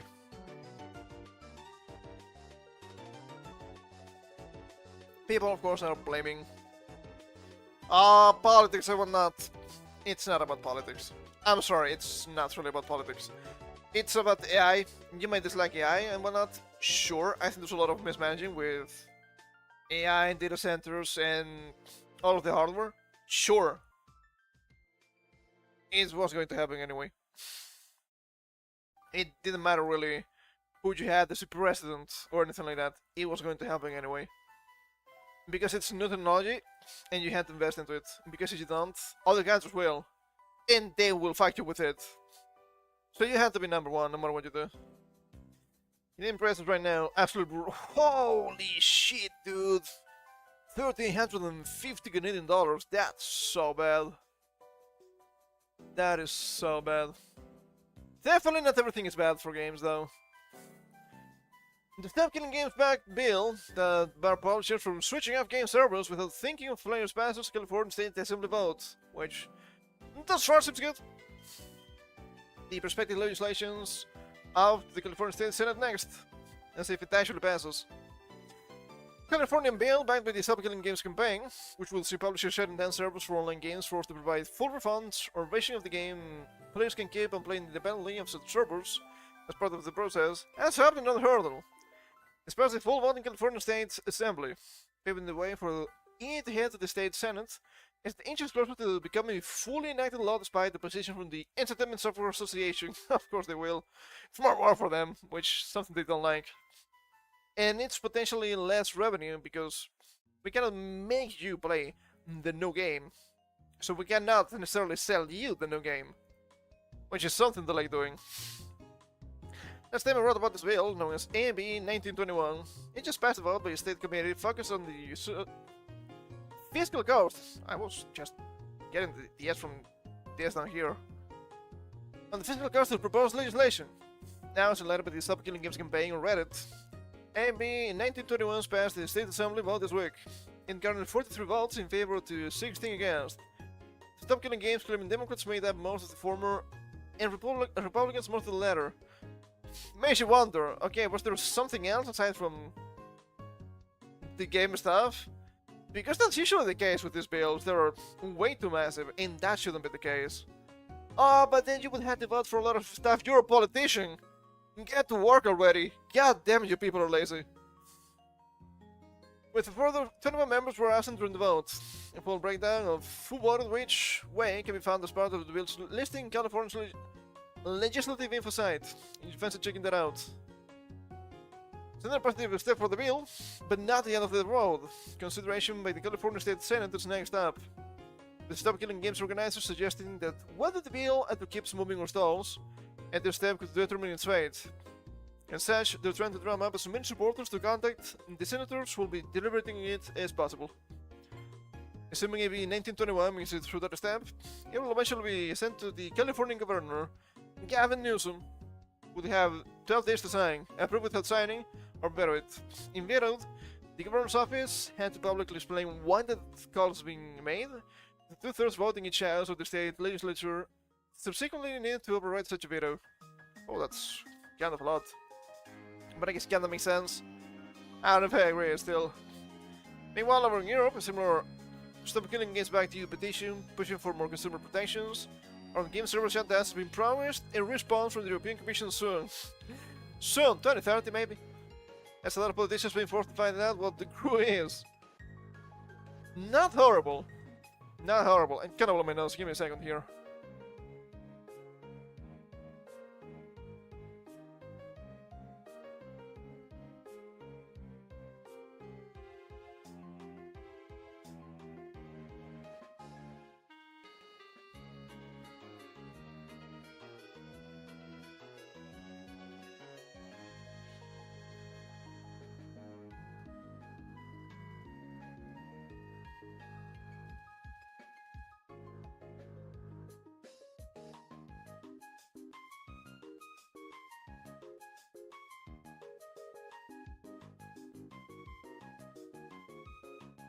From what I've seen, even if this passes, this only affects a limited amount of games. It's not literally every single game, which, I mean, it would be nice if that was the case, but sadly no. They have some special traits they must have. They must be something that you buy in online only, which it's a big no-go, obviously. However, even that being the case, it's stepping for more protections eventually, so I'm not against this. Of course I'm not. I do wonder if we have maybe something strange on top of all of this. I wouldn't know. But many times you say, see, this side of the political spectrum is actually voting against this because they're evil. And they're like, no, because you were trying to sneak in something else. And we didn't like that one. So we voted against that, right? But it's the Public Protection Act. Yeah, but you want us to spend billions of dollars on bullshit. And we don't want to do that, of course. Of course, we had to give a W to California. Another massive L has to come soon after. In this case, Assembly also passes bill critics called the Stop Nick Shorley Act, shielding employees of some non-profits from news cameras. Why would you do it? Why would you try to protect fraud? That's such a strange thing to say and do. It's from Palo Alto Daily Post. It was the only article I could find with this. Everything else was just mentions on social media. I wanted something a little bit more robust. Everyone tried to say will stop journalists from reporting on government fraud passed the California Assembly today with votes in favor from Mark Berman, Democrat from Menlo Park, and Diane Papin, Democrats from San Mateo. Assembly Bill 2624 that the Stop Nick Shorley Act for the YouTuber who exposed fraudulent government-funded charities in Minnesota now goes to the Senate. Another Mid-Peninsula legislator, Josh Becker, Democrat Menlo Park, is in the Senate, which will vote next on this bill. He said via text on Tuesday night he hasn't read the bill yet because at the time it was still over in the assembly. I bet most of these people don't even read anything they vote for either, so I'm rather unimpressed. The bill's author, Assemblywoman Mia Bonte, who's married to California Attorney General Rob Bonte. Same last name, that makes sense. Run the bill to protect employees of non-profits who provide services to illegal immigrants. I think the slant of this publication is very obvious. I don't think it's wrong, though. The bill bans the photography of employees or protective organizations if the cameras make the employee feel threatened. Why would you feel threatened by a camera? Anyone who posts photos or the personal information of those employees on the internet could be fined a minimum 4,000 USD per violation. Even the government? Some of that is actually public information. And surely the journalists will sometimes visit the places where they suspect fraud is occurring and try to interview those in charge. This bill stops such visits. In fact, the bill would allow the immigrant service provider to sue a person or business posting the images or information. So, of course, they're not trying to crack down on fraud. They're trying to protect fraud. Because protecting fraud is beneficial to them. I'm assuming they also get a bunch of money. So you have to vote these people out. The people that voted for this, you have to vote them out if you want things to change. Heroes was known for showing up to the daycare center. They had a sign saying, Quality Learning Center. The operators of the Quality Learning Center have since been physically charged for misappropriating taxpayer dollars, and the center was permanently shut down. Big. You also have, what's the California government?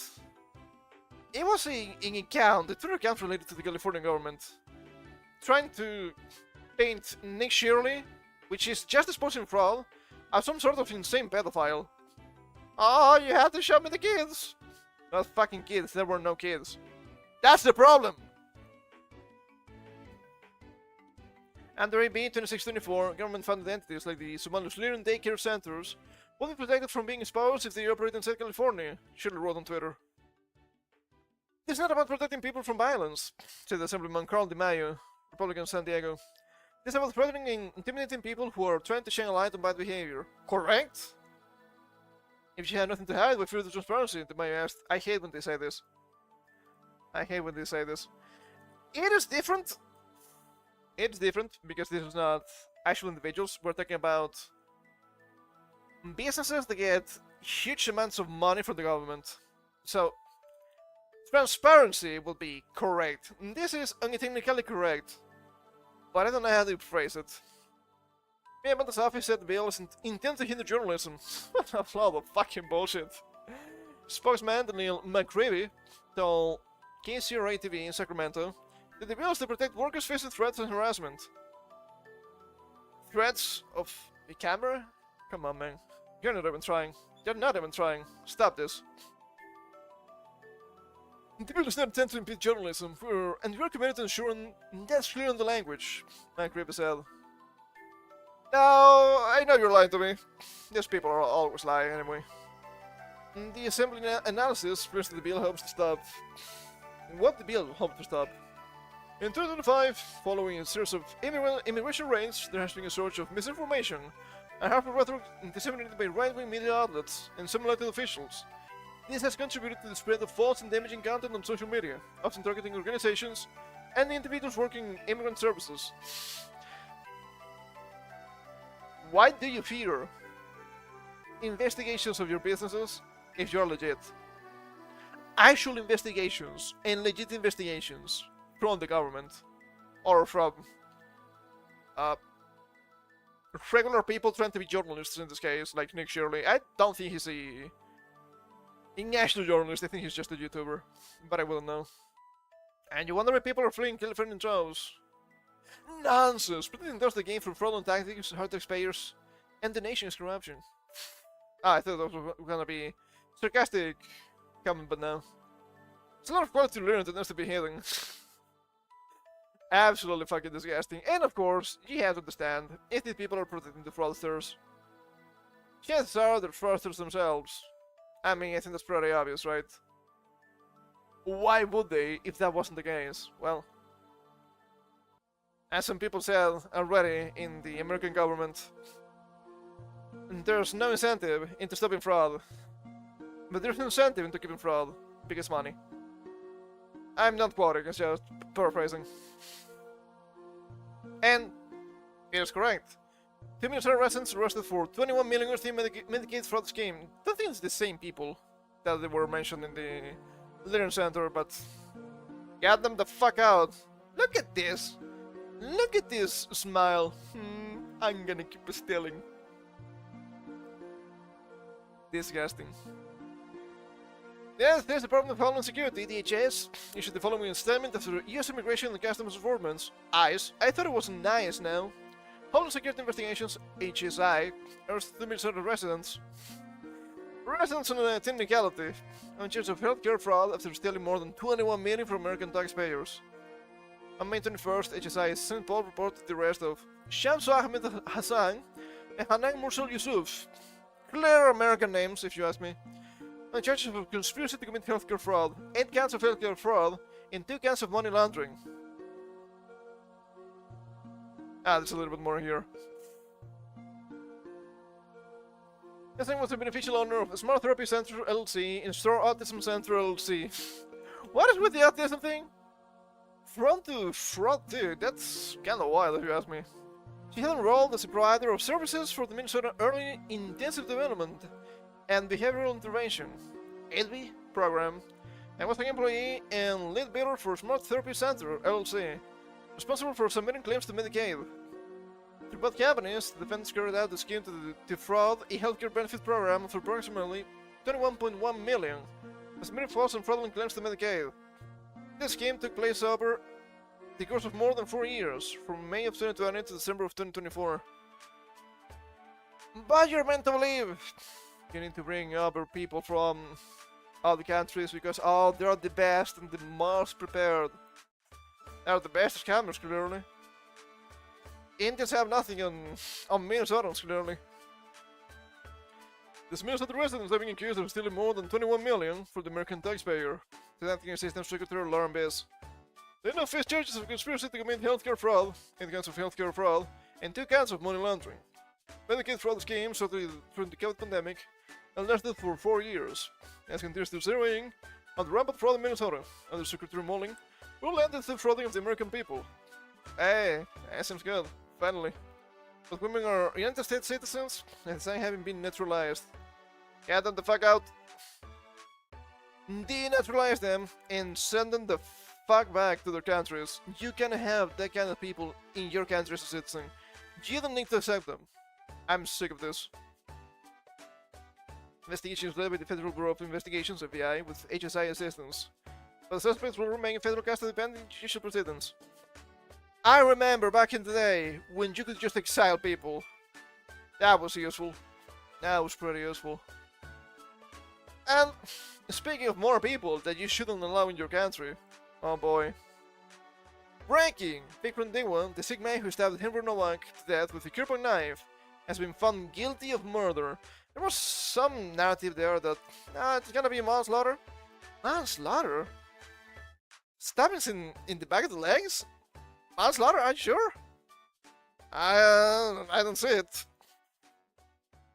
The prosecutor said they lied about the fatal attack on Henry Nowak after claiming self-defense. We now need to investigate the police officers who arrested Henry. There was this young man put in handcuffs. He was bleeding out in the street. Because being racist is way worse than just stabbing people randomly. That's what you're led to believe. That's what they're telling you directly. I don't think that's true. I don't think that's fair. But that is the crude situation. There's no other way of putting it. And we all understand, right, that everybody can make mistakes. Even the police can make mistakes. But the problem is when police make mistakes, it is an absolute disaster. And in this case, I would say it doesn't really seem like a mistake. I would say it seems everything was done on purpose. Because the guy was saying, oh, I've been stabbed, I can't breathe. I don't think so, pal. I don't think so. Are you fucking kidding me? You didn't even check if the guy has been stabbed? When we know this kid was just bleeding out. What are we doing? What are we even saying? Absolute insanity. I just don't get it. He was just bleeding because we've seen some images and we've seen some reports. The guy was just leaving a trail of blood. Yeah, you haven't been stabbed. No, yeah, it's a prop. Calm the fuck on, dude. I don't think those police people should be punished. We also have this. Kieran Carr, mother of Vikram Dewa, has been found guilty of assisting an offender in the murder of Henry Nowak. Kieran took the kirpan knife from the scene and hid the evidence at her home, where police later found it. Correct. And there's also an article here from the BBC, the Big Black Channel. And nowadays, it doesn't feel like a joke anymore. Both trial racism claim, wicked lie, court told. I'm pretty sure the police people are trying to randalize some sort of defense. Yeah, that will not help you. It shouldn't, at least. There's a racial abuse made by a man accused of fatally stabbing a first-year university student were a wicked lie, in court assured. Aaron Nowaki team from Shafford 100 in Essex was killed on December 3rd as he walked back from a night out in Southampton. December 3rd, but we only know this now, in May, by the way. Very disgusting. Nick 123 claims he acted in self-defense after the teenager used a racist insult, punched him and knocked his throwing off. Southampton Crown Court heard. Even if he did, stabbing the guy is not in the same level. Even if he did, which he didn't. But even if he did, they were the nice charges of murder, manslaughter, and carrying a knife in public. Well, you were quite literally carrying a knife in public. They allow you because Brown more correct. But you were carrying a knife when his mother, Kieran Carr, 53, the next assisting an offender. This very some speeches, prosecutor Nicholas Lumberg, Casey, I don't know what Casey means here in this case, related the defendant's account he had been racially abused before the attack, calling it a wicked lie. I mean, Henry's phone was in Dingwall's pockets. Tells you everything you need to know.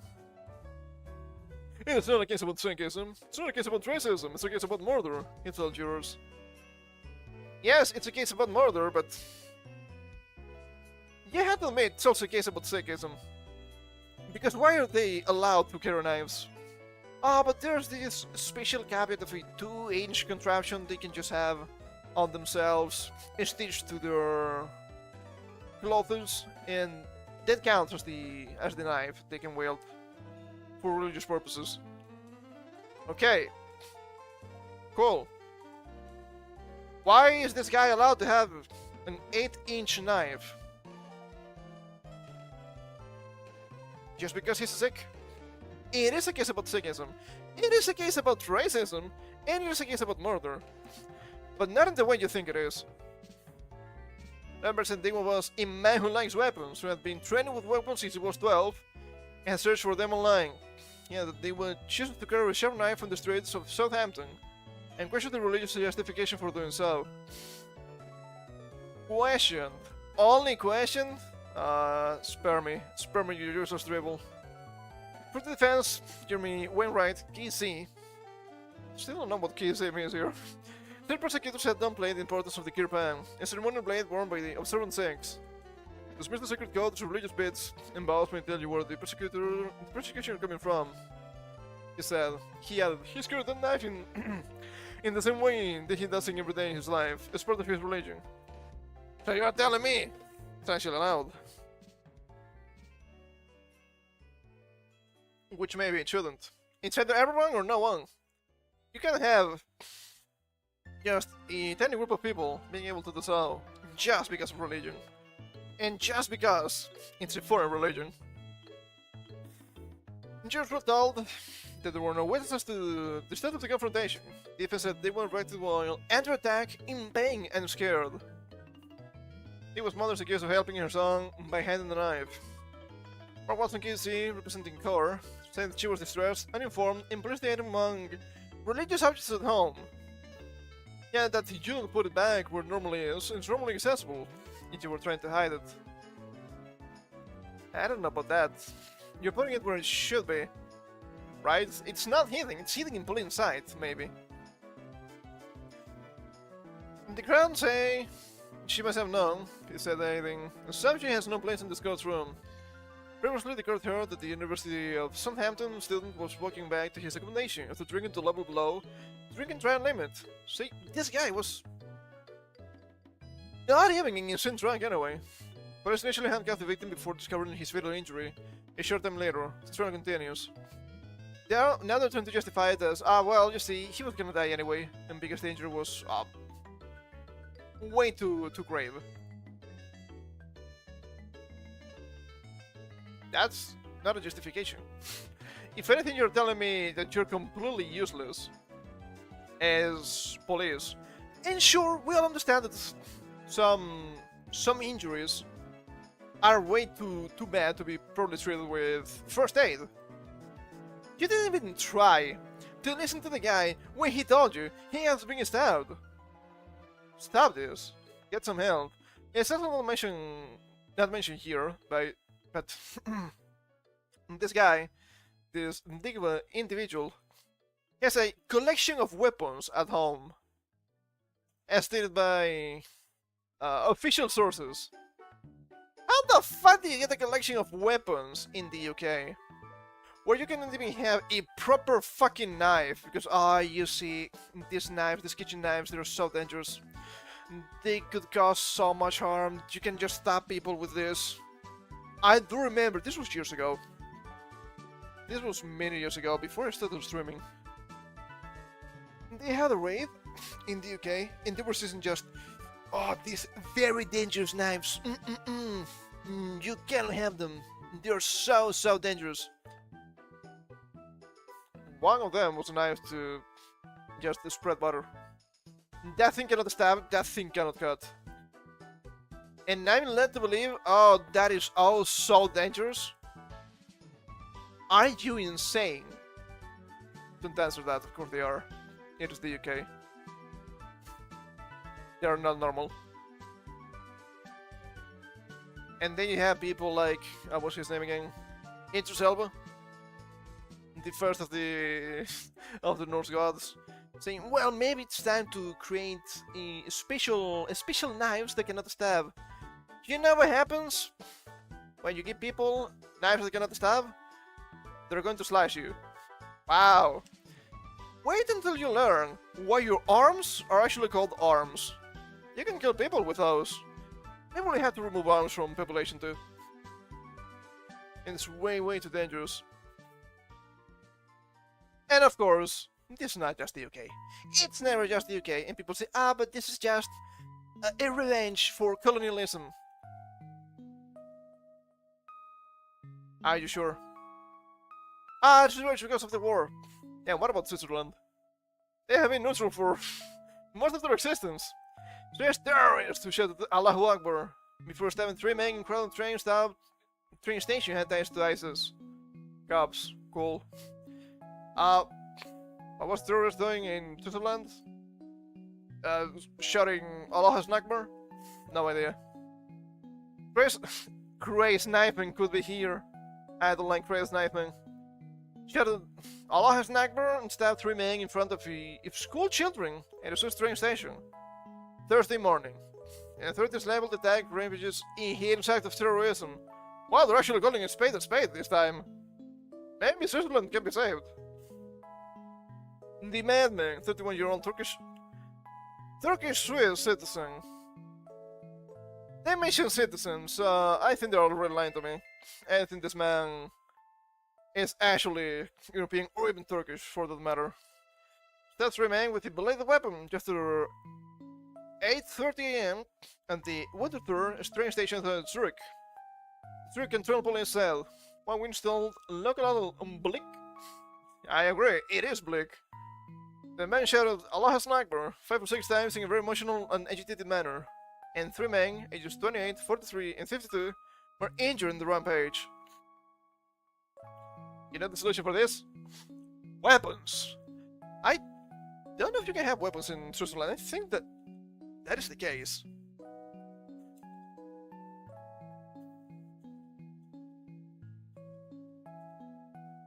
Can you have weapons?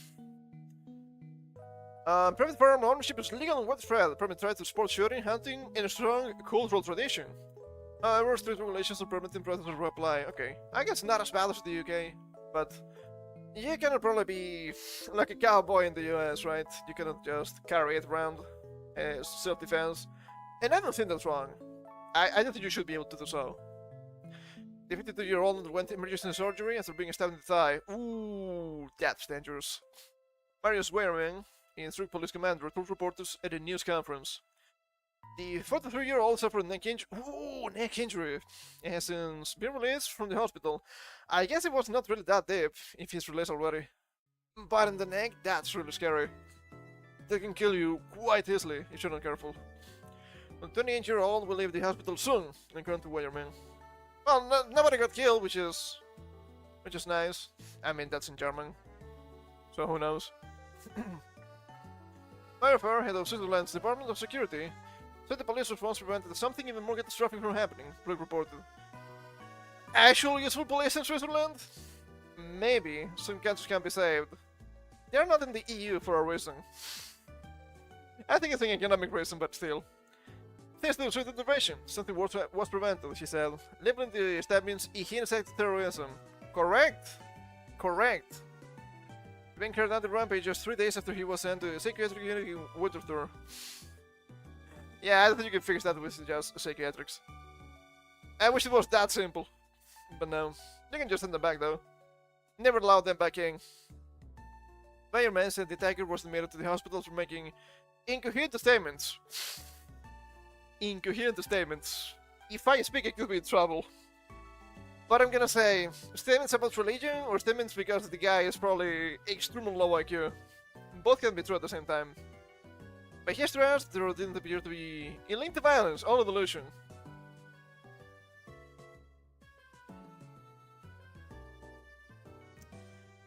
Well, you were wrong. Man left the unit voluntarily on Thursday before police admitted him. Maybe they shouldn't be able to leave voluntarily. That seems wrong. On Wednesday, the ruled he posed no danger to himself or others, meaning he was free to leave.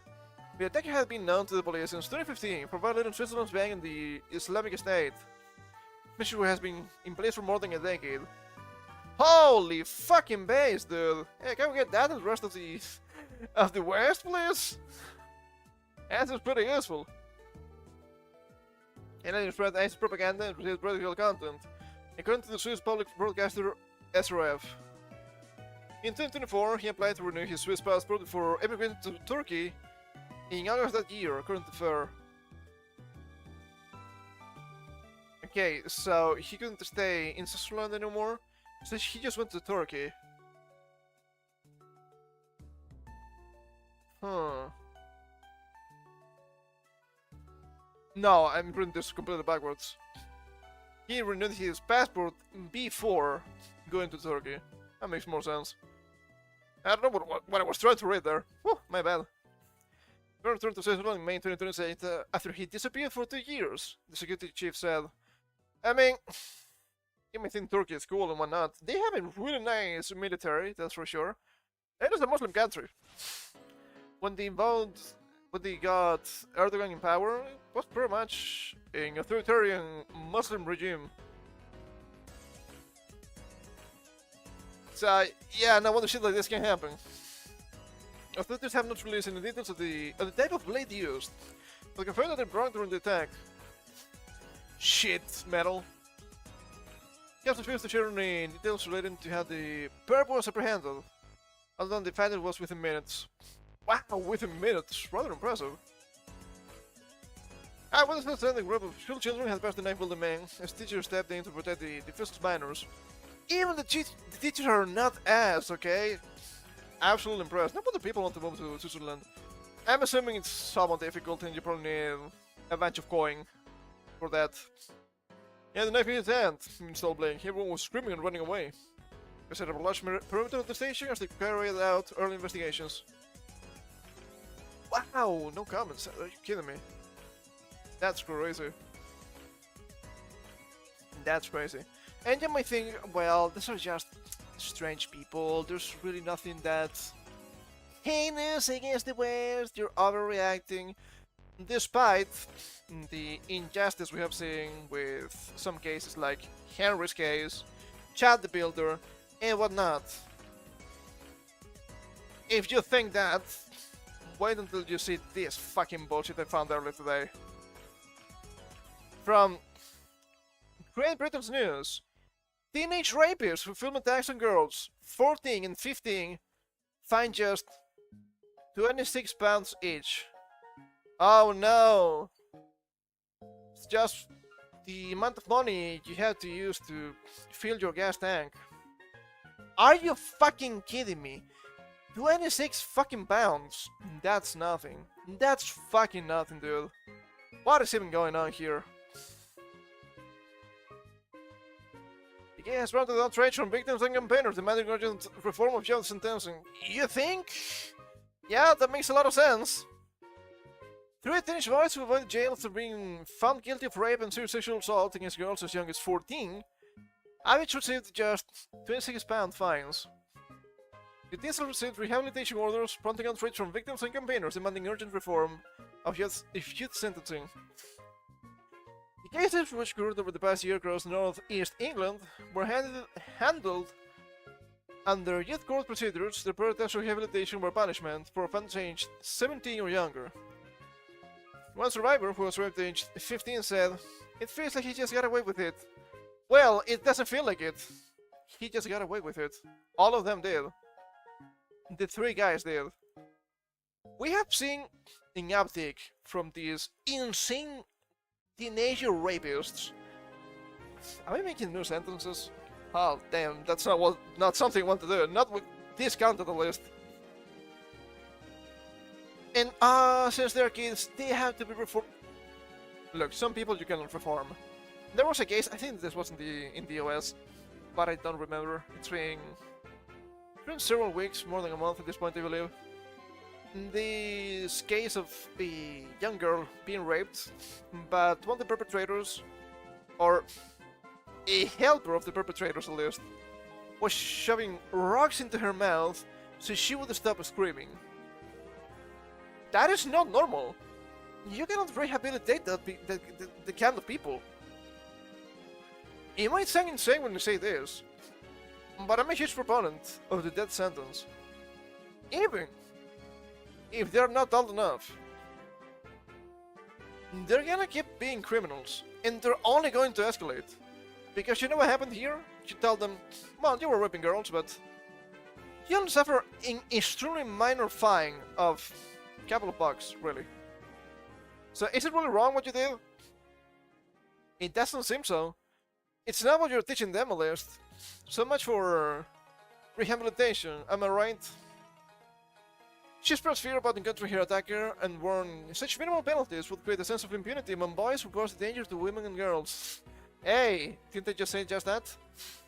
I guess I did. Campaigners have branded the £26 penalty, which presents only the court fee, as listing a broken fine and utterly derisory. But then you get a little bit silly and call somebody the N-word and you try to defend yourself. What about 1.25 million USD? Well, you know, it's actually been reduced to just $1 million. So it's actually worse than what these guys did. It decided Magistrate's Court in December 2025, a boy who was 14 when he committed his offenses, received sentencing for 3 separate attacks, and convicted of raping a victim aged 16. Moreover, in August 2023, sexually assaulting another victim by penetration the same month, and sexually assaulting a 15-year-old girl in February 2023. You think these kids are getting fixed? No. Also, kinda telling how they're not mentioning the names of these kids. It's probably because they were kids, but we all know what that means.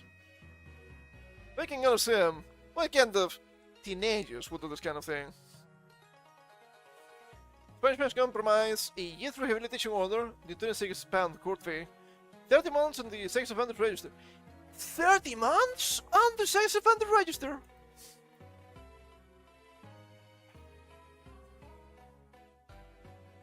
Not even. Not an actual punishment. This is not an actual punishment. You should have these quote-unquote kids just doing manual work constantly for years up again. But everything is gonna be worse. Some people you cannot fix, and you need to understand that. Instead of wasting money, or even worse, wasting your citizens, just put them into jail, and they're just gonna be mining rocks, or whatever. And that's it. Until the end of the days, if it's necessary. The case involved... The second case involved a 15-year-old boy found guilty of sexual assault by penetration against the 14-year-old girl in April 2024. Having been sentenced in July 2025, he received 42 months on the register, a rehabilitation order, a £26 fine, and a restraining order. Wow, a restraining order. Everything is fine with the world now. The third offender, aged 17, was convicted of raping a 15-year-old girl and sentenced in September 2025. Now aged 18, she received identical penalties to the first case. The victim in the third case, who is now 16, told the Guardian her attacker should have faced imprisonment. At the very least, I don't mind very creative and colorful punishment for these individuals either, but that's a different thing altogether. I didn't feel as the punishment given was justice for me and what happened, she said. He's still able to live his life normally and do what he wants. He's gonna keep raping. Make no mistake about that. And he's gonna do way worse than this. This isn't a deterrent for others, but think... boys? Kinda boys, though.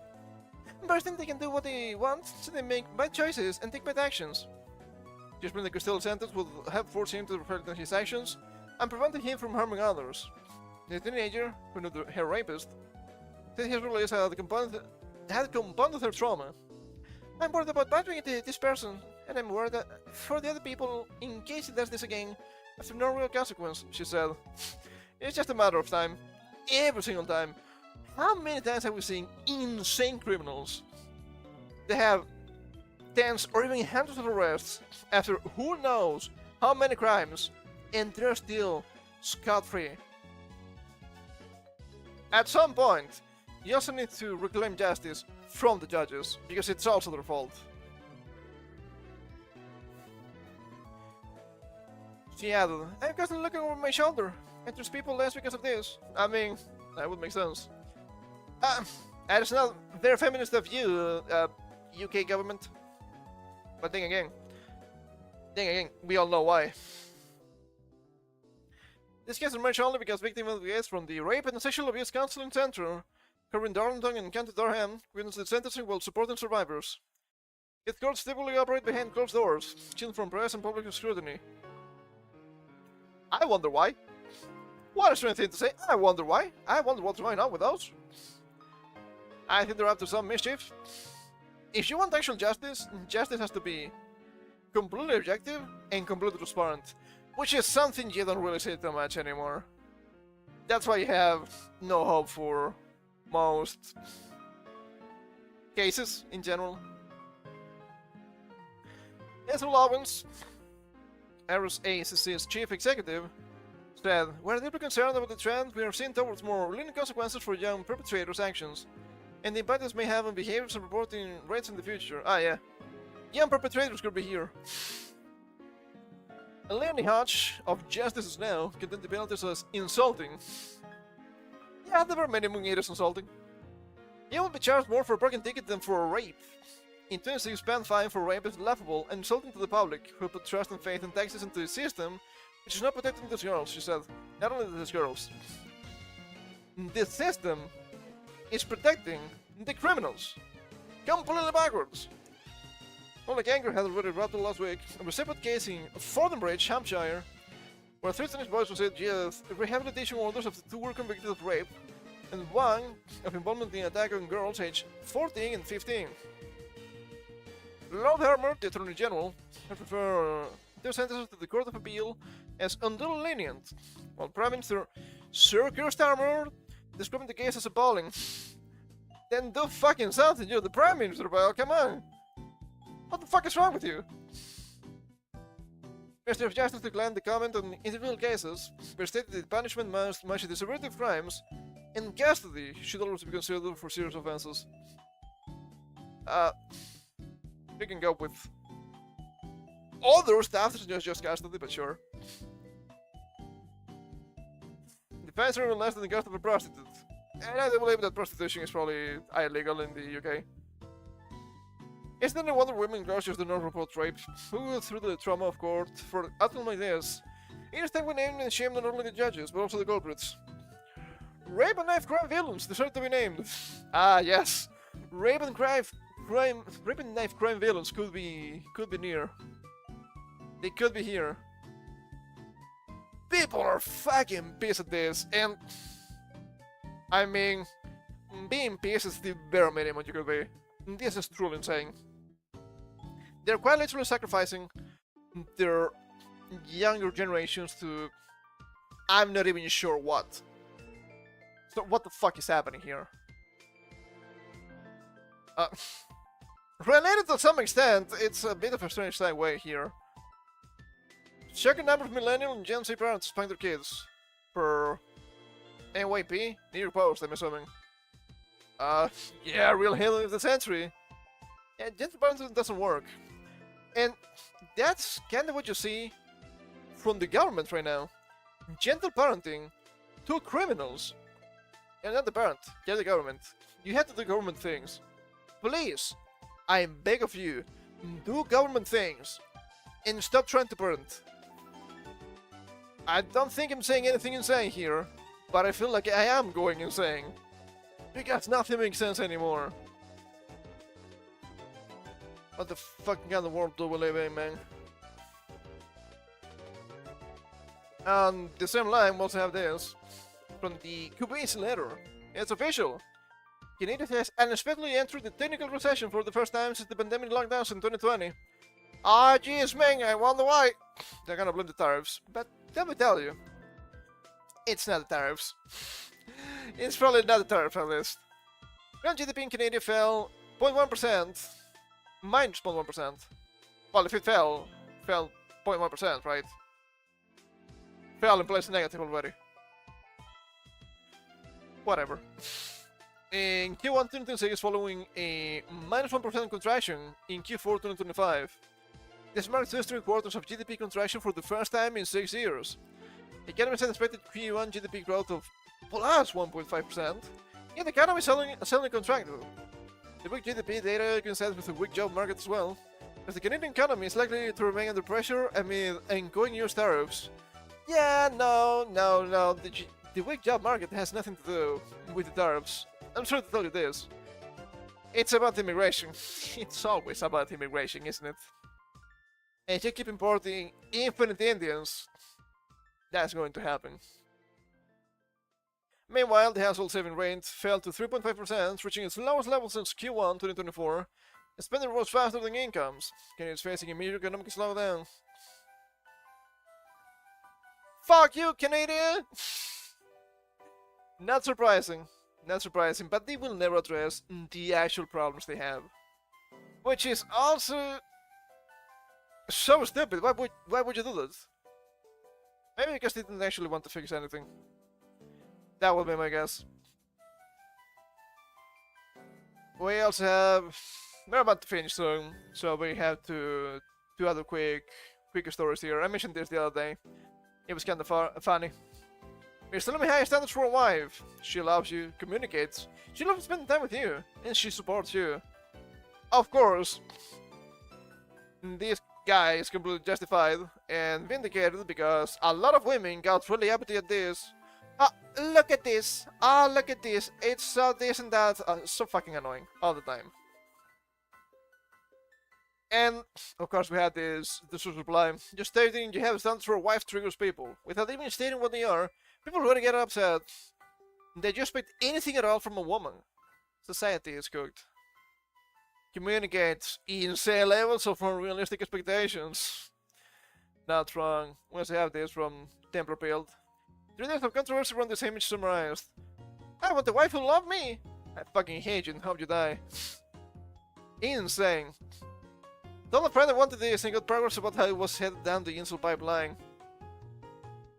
Is it wrong to have a good wife? In modern society, yes. You want the woman to love you? Yeah, it's not so problematic. I hate these Redditors.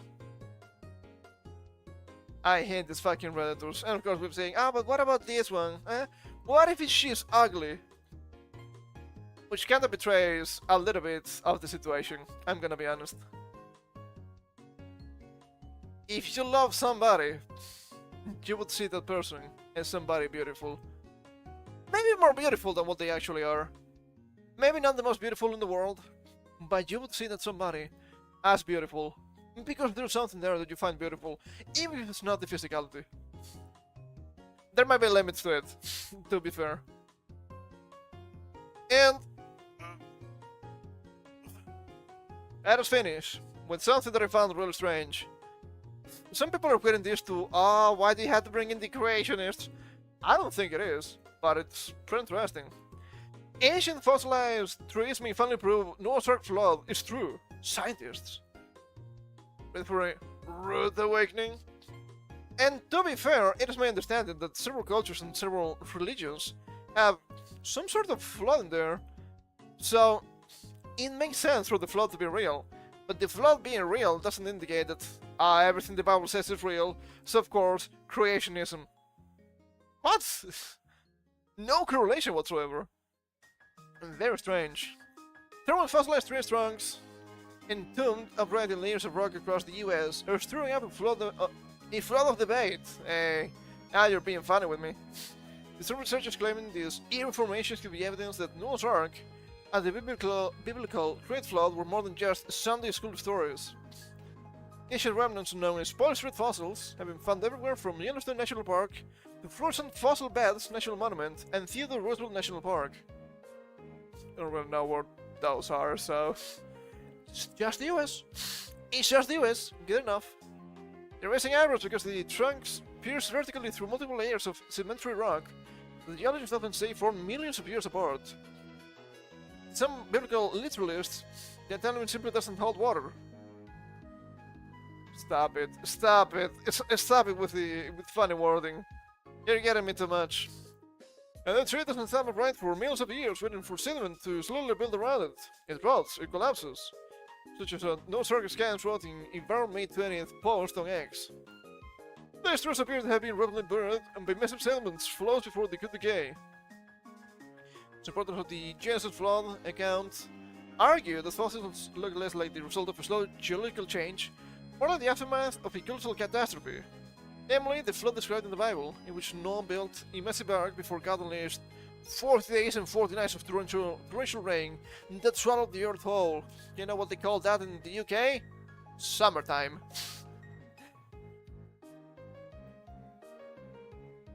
Oh, it's here! Yeah, images, that's cool. But the most fascinating geological discoveries is the existence of polystrate fossils, fossilized trees that run vertically through multiple layers of rocks, having passed through layers supposedly separated by millions of years. And yeah, you can see pretty much a fucking tree there. That's crazy. That's fucking bonkers. Okay, how do we feel now about the Atlantis? Real or not? Where's it located? I have no clue. The researchers behind the account doubled down on that theory, declaring the fossil record looks a lot more like the catastrophic world described in Genesis than the slow evolutionary timeline we've been sold. I'm not so sure about that one, but whatever. Sure, why not? They claim quickly sparked a multitude of reactions online. Stop it with the wordings. It's starting to piss me off. My sister replied, "The world is not as old as scientists want us to believe. And the Genesis flood was an actual event. The fossil records proves once again the accuracy of the scripture." When people did stuff with carbon dating and whatnot, it's usually really accurate with some time frames, because it's about the decay of the components. It's not linear, but for some time frames, it's really accurate. So if you try to carbon date something and it tells you, yeah, it's actually really old, I don't know, millions of years old, I'm making shit up at this point. It is probably correct. I'd rather believe that than, I don't know, everything the Bible says. Because not everything is correct. One believer insisted that critics can't attack this piece of evidence, so they will mount this power to make fun with the people who busted it. Critics were quick to rain on the parade, Often the formations are better explained by repeated local disasters. Not one global drowning glitch. I mean, yeah, I didn't mean to imply that it was globe wide. But I think it's clear there was some sort of huge flood at some point in history that changed some stuff forever. What about Atlantis? God damn it, this is kinda long. Okay, alright, that's fine. Other governments continue to argue that fossilized trails were buried during sudden natural disasters such as eruptions, but lands and flooding events have occurred throughout the Earth's long history. That seems unlikely. And because the lower layers will be really hard, so the trees will probably just break before that would happen. In saying, Mount St. Helens offered the front row seat to rapid fossil-style burial. In 1980, volcanic caves could trapped thousands of trees upright in sediment, without any divine intervention. Developed enthusiasts, however, have found connections from the volcano to scripture. Oh my god. Everything is out of the Bible. I can't with the religious fundamentalists, I'm sorry. A world British geologist Dirk Eger famously argued that the idea of a 33-foot tree remaining upright for hundreds of thousands of years was evidently accumulated around it was ridiculous. It is. It's gonna rot, right? Obviously so. Building tubing a tree that size, he insisted, would take roughly 320,000 years, a time for nature to turn into the much first. He concluded the implementation was a dangerous rapid indeed. Christian scientist Ian Joby essentially championed the theory, arguing the fossils don't nearly fit the standard geological timeline.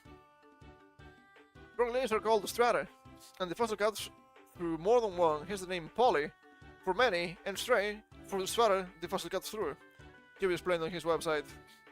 Polystrate fossils are found literally all over the world. Joby cited Julian's fossil cliffs in Nova Scotia, Canada, where fossilized trees with broken roots and inverted trunks are found in tangled and layered sediment. What the fuck happened there? Very strange disaster for sure. We share with support sudden catastrophic flooding over slow geological change. Yes.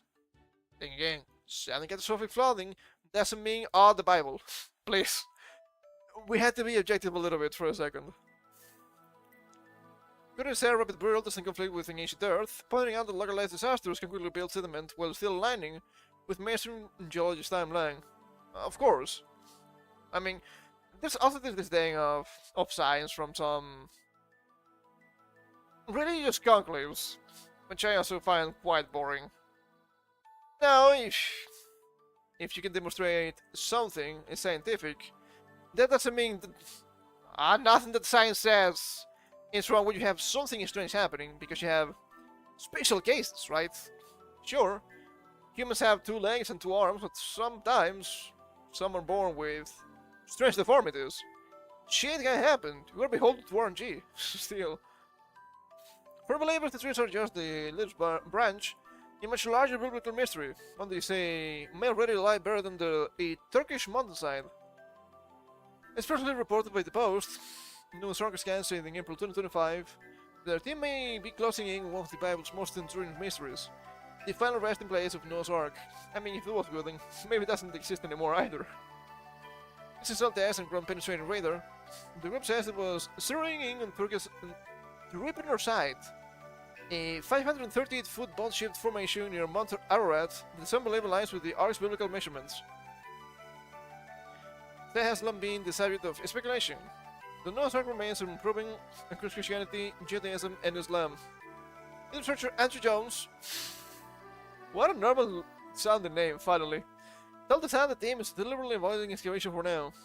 Instead, researchers are relying on non-invasive testing, including radar scans and soil sampling, to determine whether the formation is natural or man-made. Jones said excavation will only happen if enough evidence gathered and preservation plans are in place. Early results have really sparked interest. So samples reportedly showed differences in pH, organic matter, and potassium levels compared to surrounding ground. Guess the team says are consistent with rotting wood. That makes sense. Researchers also noted that vegetation inside the formation yellows early in the season, which they believe could signal something buried below. Yeah, that would make sense. Yet their findings so far support their theory, calling the site a distinct object. They just run the mud flow. Ah, there we go. Civilization civilizations have, as their beginning, a flood story, so it's possible that there was a flood somewhere around Mesopotamia. Likely. It's probably likely. What is saying? No one has to do it again. Now! Yeah, it's getting a little bit wild.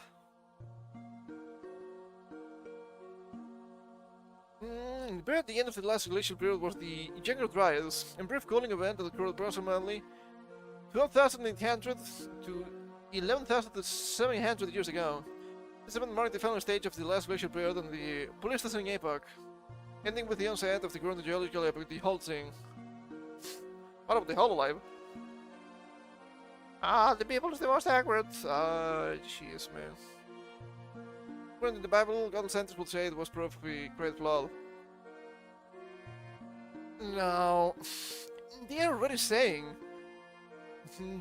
it's probably a quick catastrophe, probably a quick flood there. That doesn't mean it is the great flood from the Bible. I can't with some of these people, honestly. It shouldn't be that bad, but the Bible thumping enthusiasts, it's too much for me. I don't mind religion, but I just don't like those guys. They are too zealous for my liking, I'm afraid. Anyway, I guess that was everything we had for today. It ended up becoming way darker than I expected, but not much we can do about it. That shit happens every single day, and we must know. So, what is the plan for next week?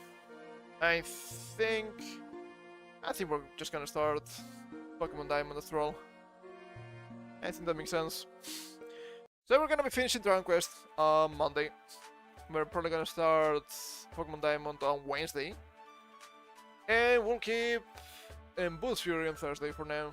Which I had to replay a little bit, I think. I went back and got the achievement for the Majin Vegeta vs Fat Boo fight.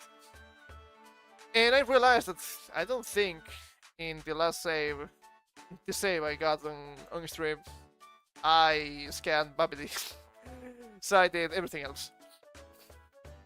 Funny enough, the first flying bandit ship I found, I killed some enemies there, barrel level 80. They dropped the bandana. So on stream I was just insanely unlucky. That's crazy. And yeah, I get it's a little bit under level in comparison. It's like, what, 97 instead of level 100. And the stats are gonna be a little bit different. But it's fine. It's fine. I need to make sure I have the list of encounters for next time, so we can just get into some of the more crazy locations to get shit that would be maybe easily missable for scouting stuff. Maybe I can get it in the second round too if I make a mistake. But I'd rather have it in the first try because that's an annoying achievement. Don't want to make too many mistakes with those. Anyway, that's gonna be it for me today. So thank you for coming. Hope you had some fun. Schedule will be up tomorrow as usual. We're coming back on Monday for more Dragon Quest. We're actually finishing the game this time. And today, you know the rules. I'm actually thinking. I should think a little bit beforehand, but today I didn't. There's no need to fall for any of the propaganda. There's no need to allow any of the insane things that happen to keep happening. So vote these insane people out, because they don't deserve to be in any government, to be honest. And always protect yourself. And take care.